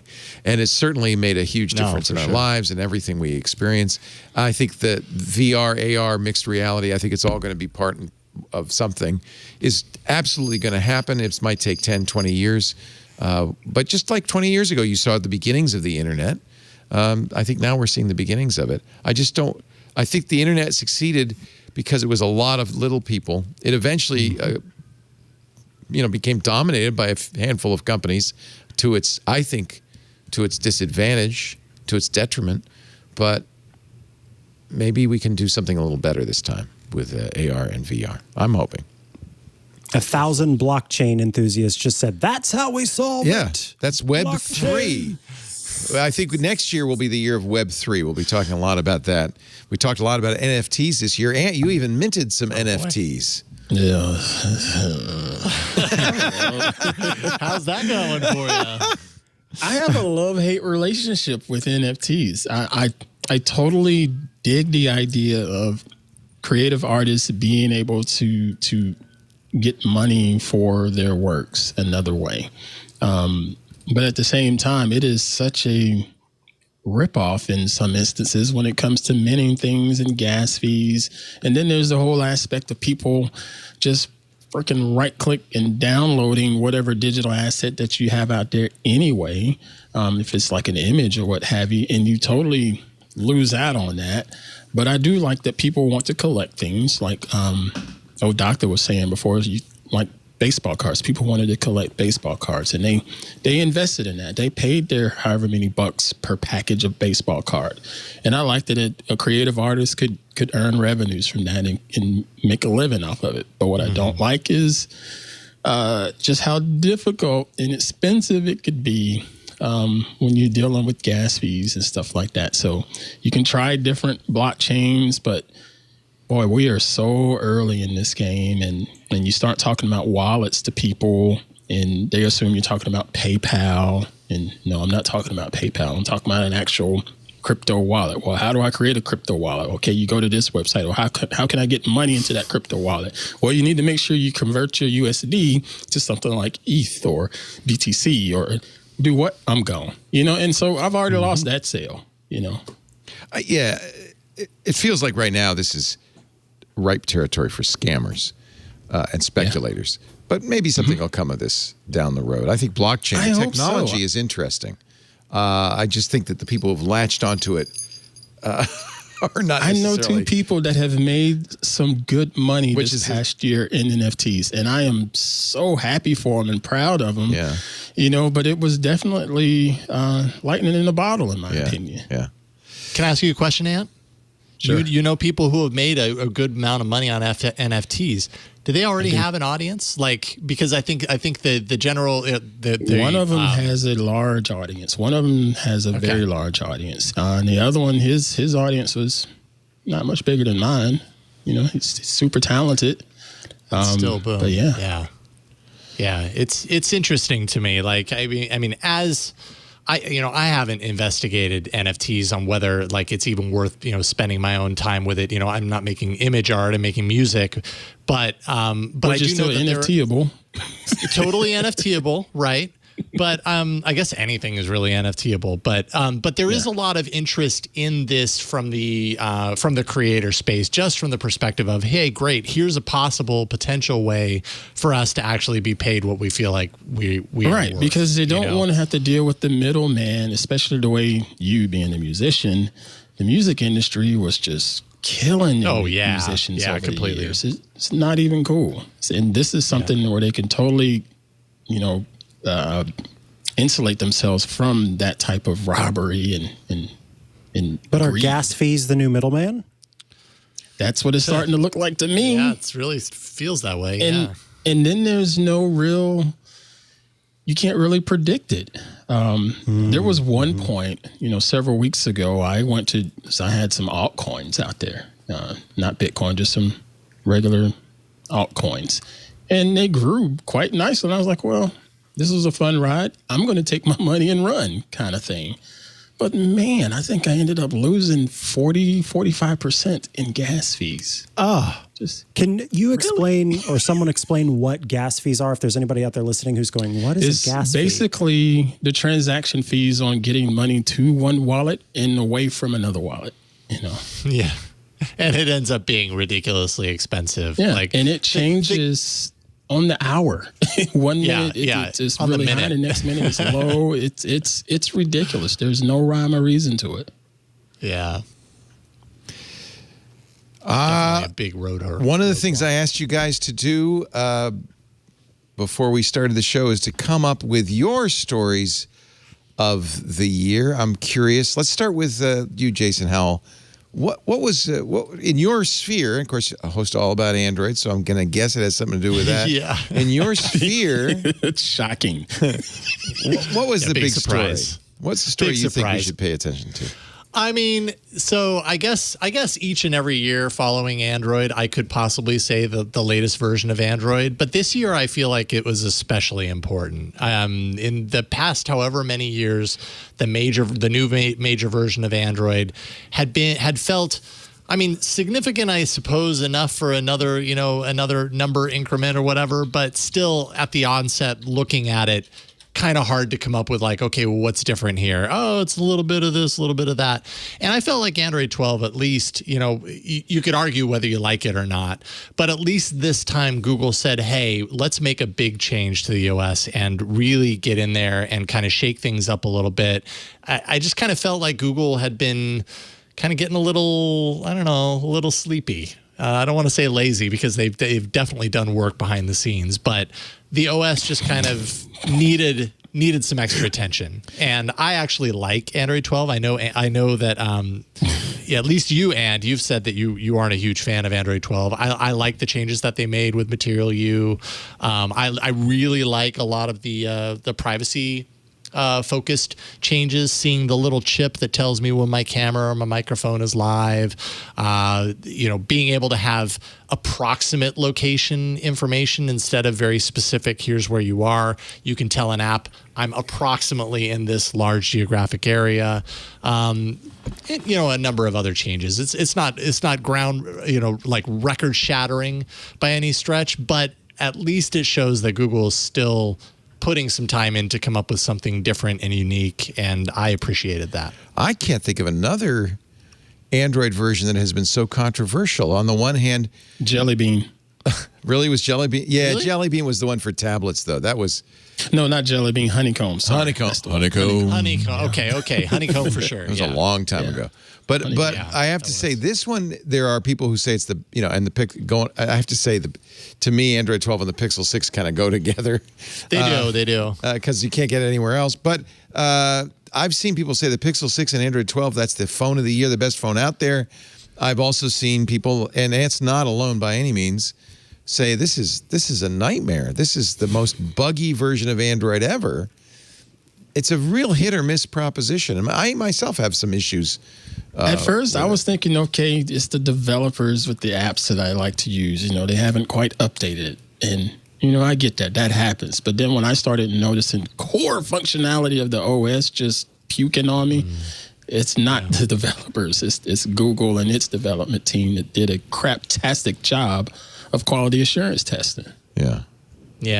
Yeah, there are aspects of the OS that when I've encountered them kind of make you feel like, okay, maybe this was kind of rushed to hit a timeline or whatever. But I have no problem with to a certain the degree. UI. I feel like you could say that about all of their releases. That's just kind of how Google works, right? It's like, let's put it out the way we have it, and then you find out after the fact that it's never perfect. It's literally never perfect coming from Google. I guess I'm used to it. Yeah. KitKat was okay, right? KitKat was okay, This right? is such ancient history, though, Honeycomb and KitKat. That was so long ago. Yeah.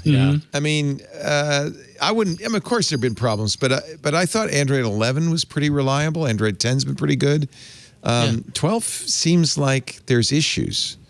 and there's some protracted and long-term issues, and then other people are saying, "Oh no, man, this is the best thing ever." So I'm actually very puzzled. I think you could make an argument looking at what we've talked about today with Microsoft and Google and Apple. We'll get to the Apple, that maybe software is just starting to fall apart. I kept thinking, all right, maybe been it's around me. too long. I'm like, maybe it's me, maybe it's the phone. So I've done the factory reset and wiping of the phone and all of that stuff. You might have just gotten a bad phone. It is completely possible. No. What's your story of the year, Ant? Well, it's all about ransomware, and they hit pretty daggum close to home. First was the Colonial Pipeline, and them getting hit with a ransomware attack back in May, I believe it was this year. Yeah, this was I think this was the one that really put REvil on not only on the map but also put them in the sights in the target zone. When that went down, and to hear the story about, it's just a lack of security on Colonial's behalf. Actually, that one was dark side. I apologize. That wasn't REvil. It stung. But at the same time, when that happened, I was on vacation and gone back to visit my mother in Carolina, and all of a sudden we couldn't get any gasoline. That was That's terrifying. when that pipeline went down. That was the one where you heard all the stories about people hoarding gasoline in long lines. And I go to get plastic gasoline. bags of gas. Yeah, plastic bags, really? I go to get gasoline one day, and this was like my second day there on vacation, and I'm like, why is there a line in the middle of nowhere, South Carolina, for this petroleum? And sure enough, man, I picked up my phone and saw the news about the ransomware, and they had to shut down the pipeline because of this, and just the whole trickle down effect. So I spent a lot of my time. I was able to go out and do one shoot, but I spent a lot of my time just sort of sitting on the couch because didn't have much gasoline. It just stunk. But then the next story is another ransomware attack with Sinclair Broadcasting, and that one hit close to home because my mom is a Sinclair employee. Now, granted, she's not going to tell me everything that went down, but she had her concerns like all the employees there. And the people that don't know about Sinclair, it's television broadcast network. And when this happened on the weekend during football games. So that's when a lot of these networks make most of their money is during football season, and the ads during football season.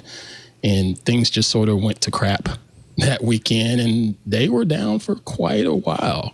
I believe I saw a news story that they were down at least until November of this year. The attack happened in October, but I believe they were down until November of this year because of that, which made me question, well, how are their backups? What happened? What else is going on with this? How are they down for a month after a ransomware attack?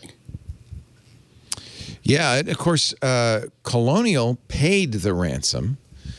That's another never trend. Heard word on Sinclair because I looked that up to see if Sinclair paid. I never heard word if they paid. I have a feeling that's one of the trends we can talk about in 2021 too, is just giving up, saying, all right, take your money. In this case, the FBI got some of that money back. I don't know if it got back to Colonial or if the FBI kept it, but they got some of that money back. And it was an infrastructure attack, and I think those infrastructure attacks are what really got our government to sit up, take notice, and to do something about ransomware. So, in a way, that was a turning point. Don't insurance companies now offer ransomware protection? They did. I don't know if they still do. And I thought about this because if they're offering this protection, then pay. The company that gets pay. The company, they're just like, whatever. Doesn't cost me anything. Happen. Yeah. We talked. This was at the beginning of the year. Maybe it was the end of last year. I think maybe in the end of last year. Thanks to the pandemic, a lot of schools were kind of abandoned, and schools and city governments ended up getting really attacked. And it turned out that one of the reasons they were so popular is because they often did pay because they had insurance. And so ransomware authors and their affiliates are not dumb. They're going after. It's like, what's the incentive on being more secure in my enterprise IT or small business IT. Yeah, if I got insurance. Yeah. Right. And then what's the incentive for the bad guys to say, oh, they got insurance, they're going to pay. So I'm just going to keep coming harder and harder at it, you know? That's right. Yeah. Micah, what was your story of the year? My story of the year, so it's kind of a jumping off point because in 2020, this was actually when the Apple versus Epic case kicked off. So if you are not aware, the Apple versus Epic case was this interesting start to a conversation where Epic Games, which makes Fortnite, released an update to its app in the App Store, and nothing happened at that point. But then it made an update on the server side that pushed an update to the game, essentially, that let people sort of circumvent the Apple's App Store in-app purchase system to be able to get credits for the game that they were playing. And then they publicized it on purpose. Apple shut them down, and then Epic Games put out this whole press release and this video where they did a parody of an original video from Apple, original advertisement from Apple. And then things went from there. Essentially, Epic Games said, hey, look, we think that the App Store is a monopoly and that we should be able to have our own payment system within the App Store without having to pay Apple's commission, et cetera, et cetera. And then that turned into, for me especially, I've never paid so much attention to antitrust and sort of fairness rules, so to speak, when it comes to tech companies. I had not personally considered the App Store and Apple's commission as much as I did this past year. I had not considered Google's take on this and their commission. I had not considered and paid attention to all of the companies who were making changes. Chris Caposello was just on Windows Weekly for the end of the year episode, and he was talking about something that he considered to be one of Microsoft's hidden gems, which was clearly a kind of point at the other companies talking about App Store fairness, where in the Microsoft Store, the Windows Store, the commissions are, different, and that they anybody are more can have a fair store, and they don't charge Anyone very can have much. A store. Yeah, exactly. And so there's just a lot of attention being paid to that this year that I think it hasn't seeped as much into the general milieu as the supply chain has. It's not as much of a meme or a hashtag, but App Store fairness and that kind of conversation about what developers deserve and sort of the examination of Epic's handling. And now this ongoing, the court case is continuing to be sort of pushed back and pushed back and pushed back and pushed back. All of that regulation of the government kind of paying attention now to these app stores and Apple and Google's place in that, I think has been a really fascinating thing to watch this year. And I think it's going to continue on for several years. Yeah, in a way, even though Epic did lose this case in every respect, even down to the judge's requirement that Apple open its app store being overturned by the 9th District just last week, Epic got nothing tactically from the suit. But you're right, from a point of view of mind share, they kind of did win a victory. And Apple even has had to kind of cave and give in a little bit and rethink some stuff, right? Yeah. Yep. There's been a few changes that have come by that Apple, of course, says, this is something we were going to do. We were going to do this But anyway. Yeah, it's very clear that it's in response to the EU and in response to sort of these, it's getting ahead of those things, these preemptive decisions that are very clearly. So they didn't win the war, but they certainly got into the history books, as it were. Very good point. I actually hadn't thought about that, but we wouldn't be having these conversations except for Epic's lawsuit. 3 good stories. When we come back, the silliest stories of 2021, and this was hard to pick. Believe it or not, there were quite a few. We'll get to that in just a bit as we wrap up our holiday special. So nice. I'm so glad you guys could get together. It's funny. I completely forgotten we were hoping we could all be in the same room because of Omicron. We can't. We're not. But it does. This is virtual reality, isn't it? It feels like we're sitting around the table and having a nice conversation. It's kind of kind of interesting. We've got our holograms around the table. Yeah. It's as if we're truly there. You're practically sitting at the here table with you. Now go get some booze and we'll come back and get silly in just a little bit. Our show today brought to you by userway.org. Accessibility is so important. It's the law in the United States. The Americans with Disabilities Act requires that any public entity be accessible, and that includes every single website.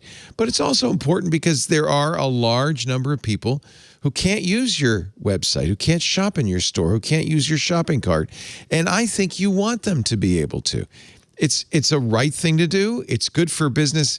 It's also the law. Now, the problem is, and I'm very sympathetic running quite a few websites myself, you'll look at that and go, now what do I have to do? Do I have to hire developers? How much time is this going to take? How much is it going to cost? Let me introduce you to Userway. Userway.org. It's amazing. They are doing so much to make the web accessible. They have an incredible AI-powered solution that tirelessly enforces the hundreds of web content accessibility guidelines, the WCAG guidelines. And they do it, from your point of view, it's very simple. With one line of JavaScript, they can achieve more than an entire team of developers. They also do it very, very, very affordably. Making your website accessible can be overwhelming, I understand. But Userway's solution makes it simple, it's easy, it's cost-effective. First thing to do, go to userway.org/twit, run their scanning tools, see if you have issues. You probably do. And you probably want to fix them. I know you do. Well, let me tell you, Userway is used by more than 1 million websites, some of the biggest websites in the world. Coca-Cola, Disney uses Userway, eBay, FedEx, UNICEF, Walmart, many leading brands, because it's an easy and a very effective way to make your site accessible. Operating an accessible, compliant website just makes business sense. Millions of people will need Userway just to purchase your products. And rest assured, as you grow, Userway is there for you. I mean, if they can handle Disney, they can handle sites of any size. Userway will, first thing they'll do, they use their computer vision to generate alt tags. All the images in your site have to have text-based descriptions.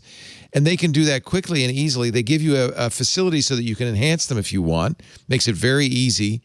So you could just go boom, boom, boom, boom, and add to those text descriptions. But the text descriptions they do, they're remarkable. They're really, really good, thanks to AI.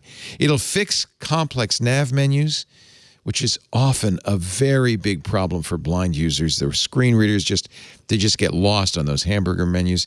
Userway ensures all your pop-ups are accessible, your forms, your shopping cart. It'll fix vague link violations, fixes any broken links, make sure your colors are all accessible without changing your brand colors, by the way. And there's an accessibility layer on all browsers.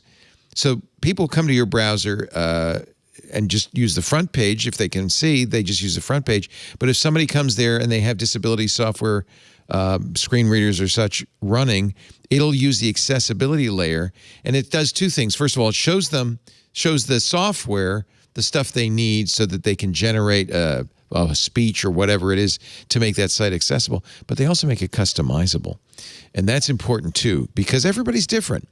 There's no one disabled person. There's all kinds of disabilities. So it's important that you also be flexible, and Userway does it. Completely platform agnostic.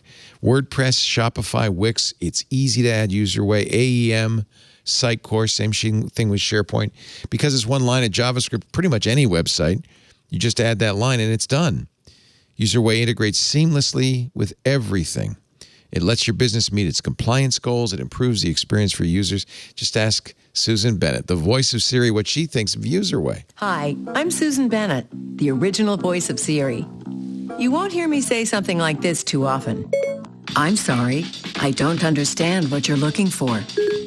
But every day, that's what the internet is like for millions of people with disabilities. Userway fixes all of that with just one line of code. Userway can make your website, any website, fully accessible, ADA compliant. With Userway, everyone who visits your site can browse seamlessly, can customize it to fit their needs. It's a great way to showcase your brand's commitment to millions of people with disabilities. It's just the right thing to do. Go to userway.org/twit. It's already very affordable. I mean, it's very inexpensive, but we're going to give you an additional 30% off just because you saw it here. Userway's AI-powered accessibility solution, 30% off when you go to userway.org/twit. twit. Userway, making the internet accessible for everyone. Userway, userway.org/twit. We thank them so much for their support of This Week in Tech, and for all of our blind listeners and disabled listeners who really appreciate making that stuff accessible. So last twit we talked about scientists taking a tardigrade, which is every kindergartner's favorite animal. It's a microscopic animal, lives in moss. Sometimes they call him a water bear because it looks like a bear. It's got little claws. It's really the cutest thing. But they're also tough. They've been put in space for 2 weeks and survived. They've been frozen. They've been shot out of a gun and survived. So this gave me the inspiration for this whole segment because scientists have taken, in Singapore, have taken a tardigrade, this little microscopic water bear, and it's the first multicellular organism to be put inside a quantum entanglement. I don't even know what it means. I don't even know what that means. I don't even know what it means. They put it on a qubit from a quantum computer. It was in a quantum entanglement. And so that made me think, I bet there's some other stories from the year that... is that 5 nanometers or what? Oh, it's tiny. Let me see. I get it. What's the process? Oh, my God. He's making geek jokes now. Oh, no. I tried to pull a Kevin. I'm sorry. These are so cute. Look at the tardigrades. They're so cute. Little water cute bears. And creepy. I mean, there's just Are something they creepy about those claw hands. Yeah. The pucker face is kind of unsettling to me. It looks a little bit like a sci-fi alien. It really does. And maybe they are aliens. I mean, they could have floated through space to get here. These things 20 times the size of us are going to be the things that land on Earth and we reach our end. Well, I didn't know this, but Tim Stevens last Sunday, said that tardigrades power the Discovery and Starship. Yeah, that's a spoiler, but I was going to mention it? And I was like, no, that's a spoiler. It's a so I didn't spoiler? mention it. Yeah. If you don't know that already, which I don't. That's true. Now you do. Actually, every single tardigrade in existence was created the moment that they put it in a quantum entanglement. All the ones from the beginning of history to all now of them were actually at the created same in time. At that moment. Yeah. Yeah, they all existed from that point past and forward. You want to see a video of a tardigrade mating? Not particularly. No, not really, sir. Okay. Never mind. Are you sure it wasn't defecating? I don't know what it was doing. It says it was mating. That's just... This was the year and this, I think, began the supply chain crisis. The Ever Given container ship got stuck in the Suez Canal. That was hilariously. That was hysterical. You know what that did when that was all going down. That really took me back to like the old days of Twitter, when some random event would happen that everybody was watching like patiently every day, like checking in on the status. Like I got those feels around the Ever Given container. There were a lot of memes about Ever Given. Still are. Yeah, there's still. It took 106 days to get it out of the canal. They were able to open it up to traffic in a few, but it took 106 days to get it out. And it's a big container ship. It had a lot of containers on that sucker. Yeah. So the Evergreen. Whatever happened to the person in charge? Whatever happened? Oh, where are they now? Sort of situation. Where are they now? Was there any fallout about Still stuck in the Suez Canal? They didn't let them leave. I remember it because that was right around when I started playing Valheim, which is for me the story of the year. You running around in your 600 hours playing a stupid video game, but my character is named Ever Given. Oh, that's amazing. Because I was stuck in Valheim. I don't know. April Fools. We'll do this chronologically. So that was March. April Fools. VW puts out a press release a few days early saying they're going to rename the company Volkswagen because they're going to go all electric. And then when journalists call to say, is this an April Fool's joke? They say no. Yeah. Except it was.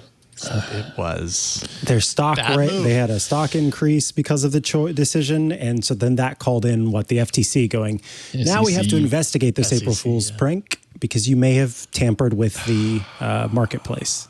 Yeah. And they also lost a bunch of journalists' trust and respect in the process. So, Yeah. not a good idea all You the can way do an around. April Fool's joke, but don't lie to the press when they ask you, is this an April Fool's joke? Just say, yes, it is. Aren't we clever? Just say no comment. That's fine. We had a lot of fun playing this. It's been disabled. I can't play it. The Italian video. Probably. I didn't check. The Italian sportscaster who during the Olympics, couldn't log into the laptop in the booth. So on mic, apparently unwittingly on mic, he asks somebody in the booth, what's the password for this thing? And the guy shouts the password, which is terrible. Oh, yeah, I remember it's that. the booth number. And then he says, but that's a terrible password. But security through obscurity, it was all in Italian. So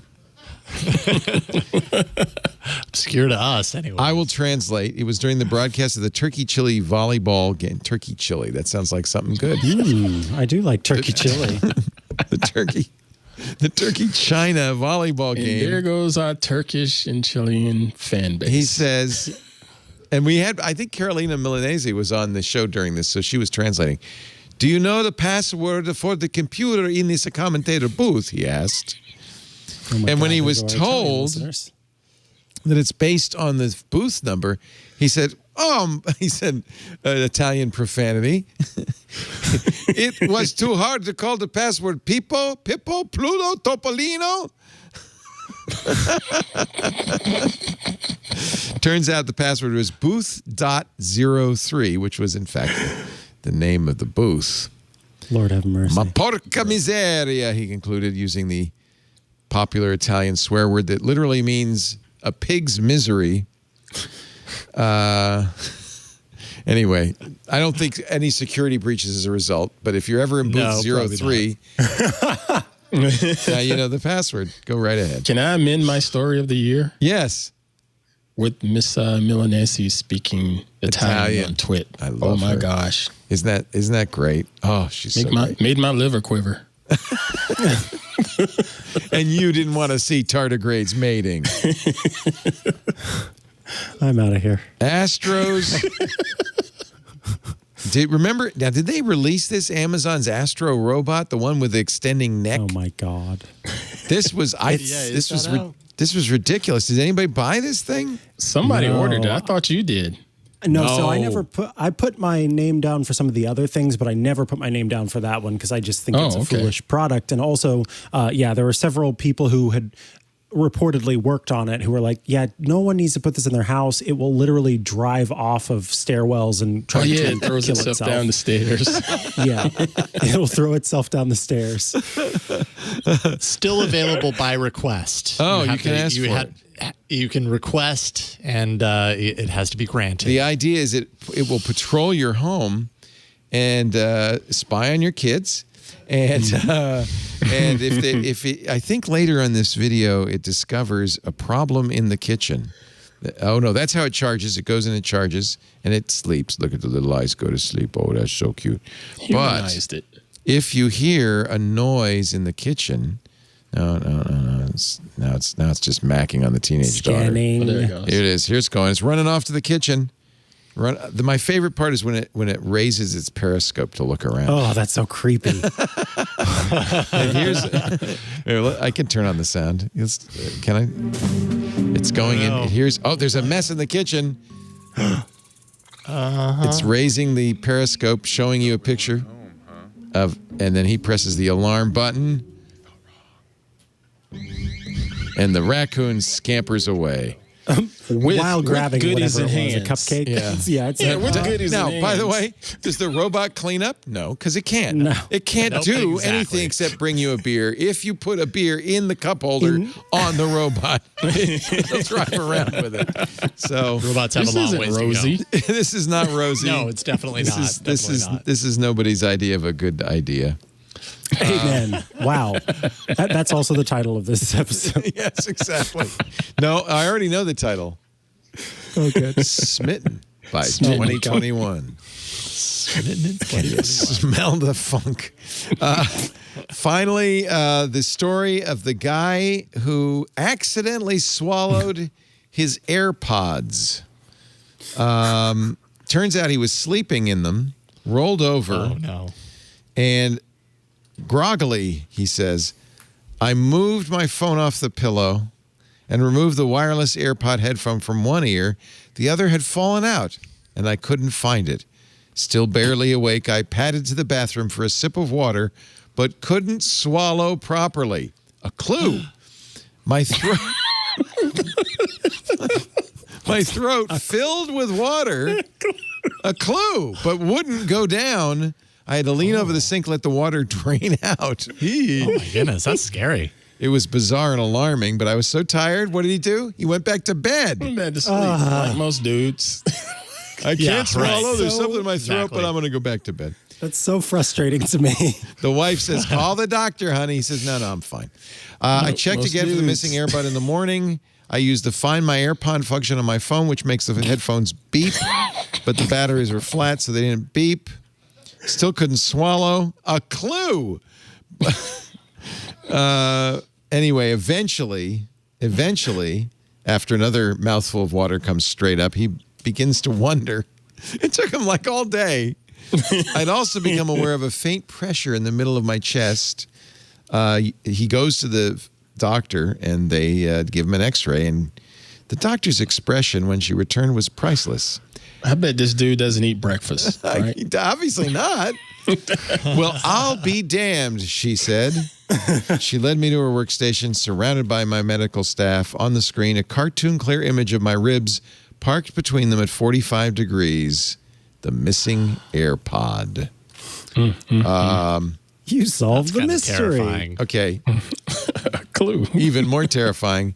They went to the endoscopy center. The AirPod was retrieved using a tube with a lasso attachment. And he says it still works fine. Hopefully, he doesn't wear them to bed anymore. The next Apple ad. Yes. Talk about durability. Saves your life. And actually, there is also a post from a woman who swallowed her AirPods. Apparently, it's happening a lot. And accidentally, she says, recorded audio from her stomach. When I saw this, I'm thinking to myself, I must be a super taster because there's no way something has been in my ears. You're just not stupid. You're just not stupid. She said, I had a ibuprofen tablet in one hand, my Yep, which AirPod has in the a other, really bad taste and I or no taste. swallowed the Oops. wrong one. Whoops. Oh, you my know, it goodness. happens to all of us. Does it? Really? Yeah. Really? We all accidentally swallow our AirPods instead of our aspirin. How many times has that happened? Guys, you're a good crew to hang out with. I have to say thank you so much for spending a little of your holiday time with us. Are you going to, Yes, we fun. recorded this. This will air the day after Christmas. We, for obvious reasons, recorded it beforehand. Tell me a little bit about what each of you are doing. Ant, what are you doing for Christmas and Boxing Day? Well, I had to actually shoot the family portrait because I forgot to do that. It started Send to out be a our Christmas new card, tradition. you mean? Well, no, not a Christmas card. It's just we take a family picture. Since moving here, we decided to start that's a a new good tradition of doing the family portrait, Yeah. and I've totally just slipped my mind. So I got to get that done.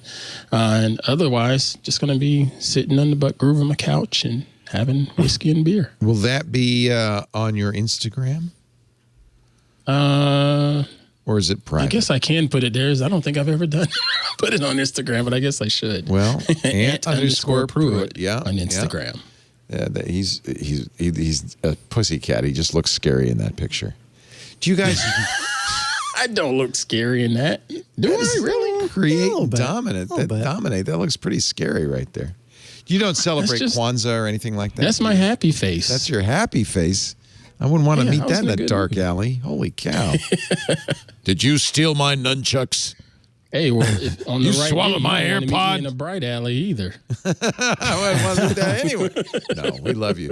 We love you, Ann. It's really a pleasure having you part of the family. You don't celebrate Kwanzaa or anything like that, just as traditional sir. Christmas Just Eve. Christmas. Yeah. Eat I'm a a lot old of food. Southern Christian Baptist guy, so Yeah. it's all Christmas. Watch college football. That's correct, sir. All the bowl games. You got a week of bowl games ahead. That is correct, Is there sir. really a Jimmy Kimmel Bowl, or is that? Yes, it is, and it was a great game, sir. How does Jimmy Kimmel have a bowl named after him? I don't understand. It's actually a pretty good story because he is a college sports fan, and LA doesn't necessarily do college like that, even though there's UCLA and USC there. They just don't do college football the way the rest of the country does. And he wanted to bring a bit of a presence. So he was able to get some sponsors to put some stuff together. And they came up with the Los Angeles Jimmy Kimmel Bowl. And it ended up being really good. It was Oregon State versus Utah State. Oregon State's from the Pac-12. Utah State's from the Mountain West, I believe. And it was an entertaining game. I thought the Beavs were going to win, but they lost. Good football. The Jimmy Kimmel Sorry, Bowl. I nerded out about football. That's hysterical. Well, have a wonderful but he's a Christmas. football fan. Yeah, no, I guess it makes sense. I mean, it's every fan's dream to have a bowl game named after them.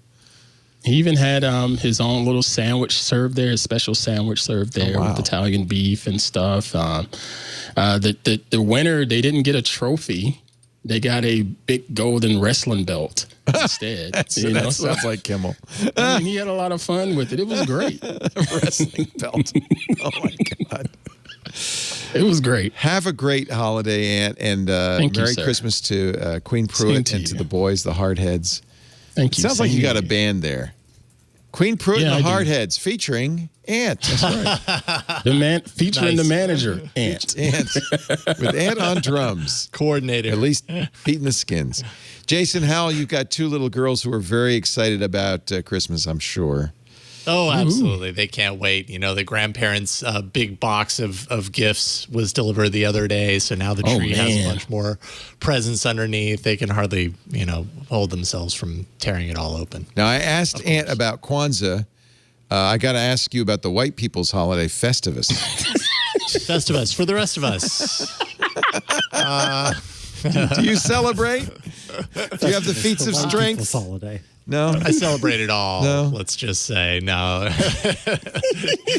I celebrate everything. I celebrate life around this The time. airing of grievances. There you go. Yeah, I do the airing of grievances. Festivus is Thursday this week, or was Thursday, because we're on Boxing Day today. Oh, yeah, Boxing Day. Oh, yeah. wow. Yeah. That's Canadian, right?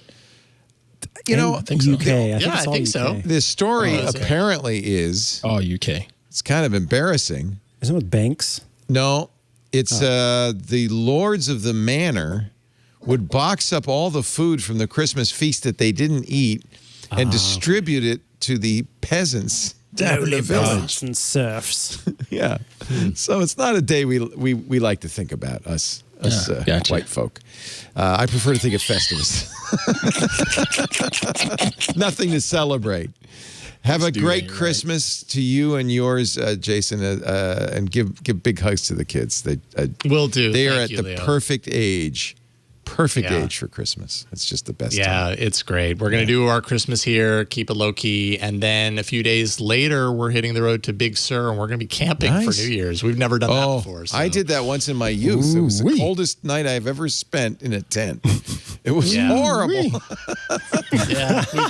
We've got you we've are got tough. supplies to keep ourselves warm. Oh so. my God! It was Big Sur. I think it was Tasahara, and we hiked up into the hills. Oh my God! It was the coldest night ever. Anyway, have fun. Can't wait. Enjoy. Oh, you're gonna love it. I think I lost a toe.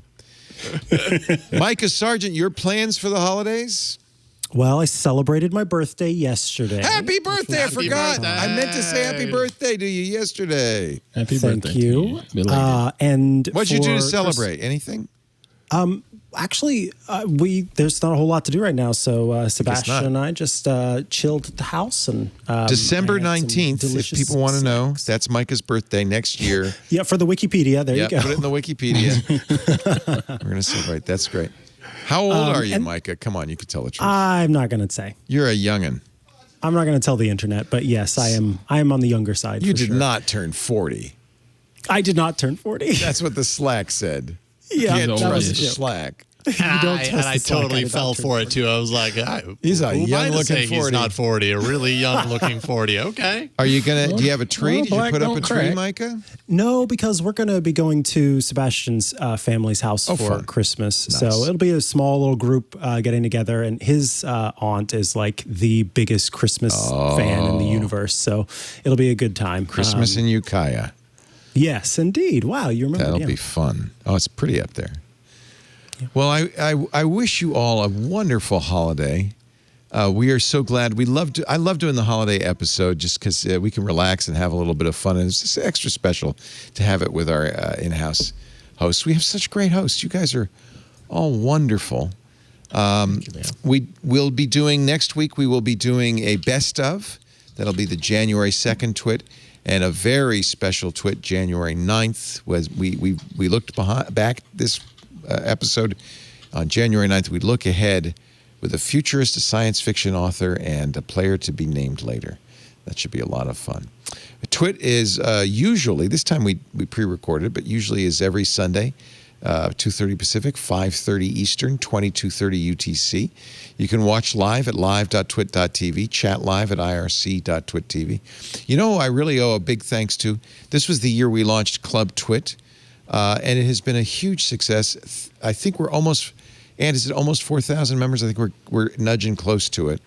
Ann is our community manager. And I just want to thank each and every one of you who've joined Club Twit.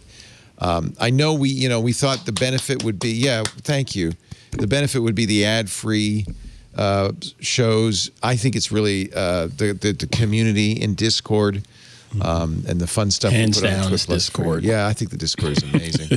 So if you'd like to join, we have corporate memberships and individual memberships. Just go to twit.tv/clubtwit. It supports what we do. It's $7 a month, and I think it's well worth it. So thank you very much to all of our brand new club members, because this was the year we launched it. We really, really appreciate it.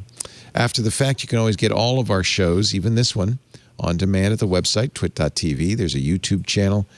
And, of course, this would be a good New Year resolution. Subscribe to Twit so you get it automatically the minute it's available of a Sunday night, so you can listen to it first thing Monday morning. And if your podcast application allows for reviews, please leave us a 5-star review. Let the world know about the world's longest-running tech podcast. Thanks, everybody. Woohoo. I hope you had a great Christmas. Happy New Year. Happy Boxing Day. Don't forget to feed the peasants. We'll see you next time. Another twit is in the can. Merry Christmas, everybody.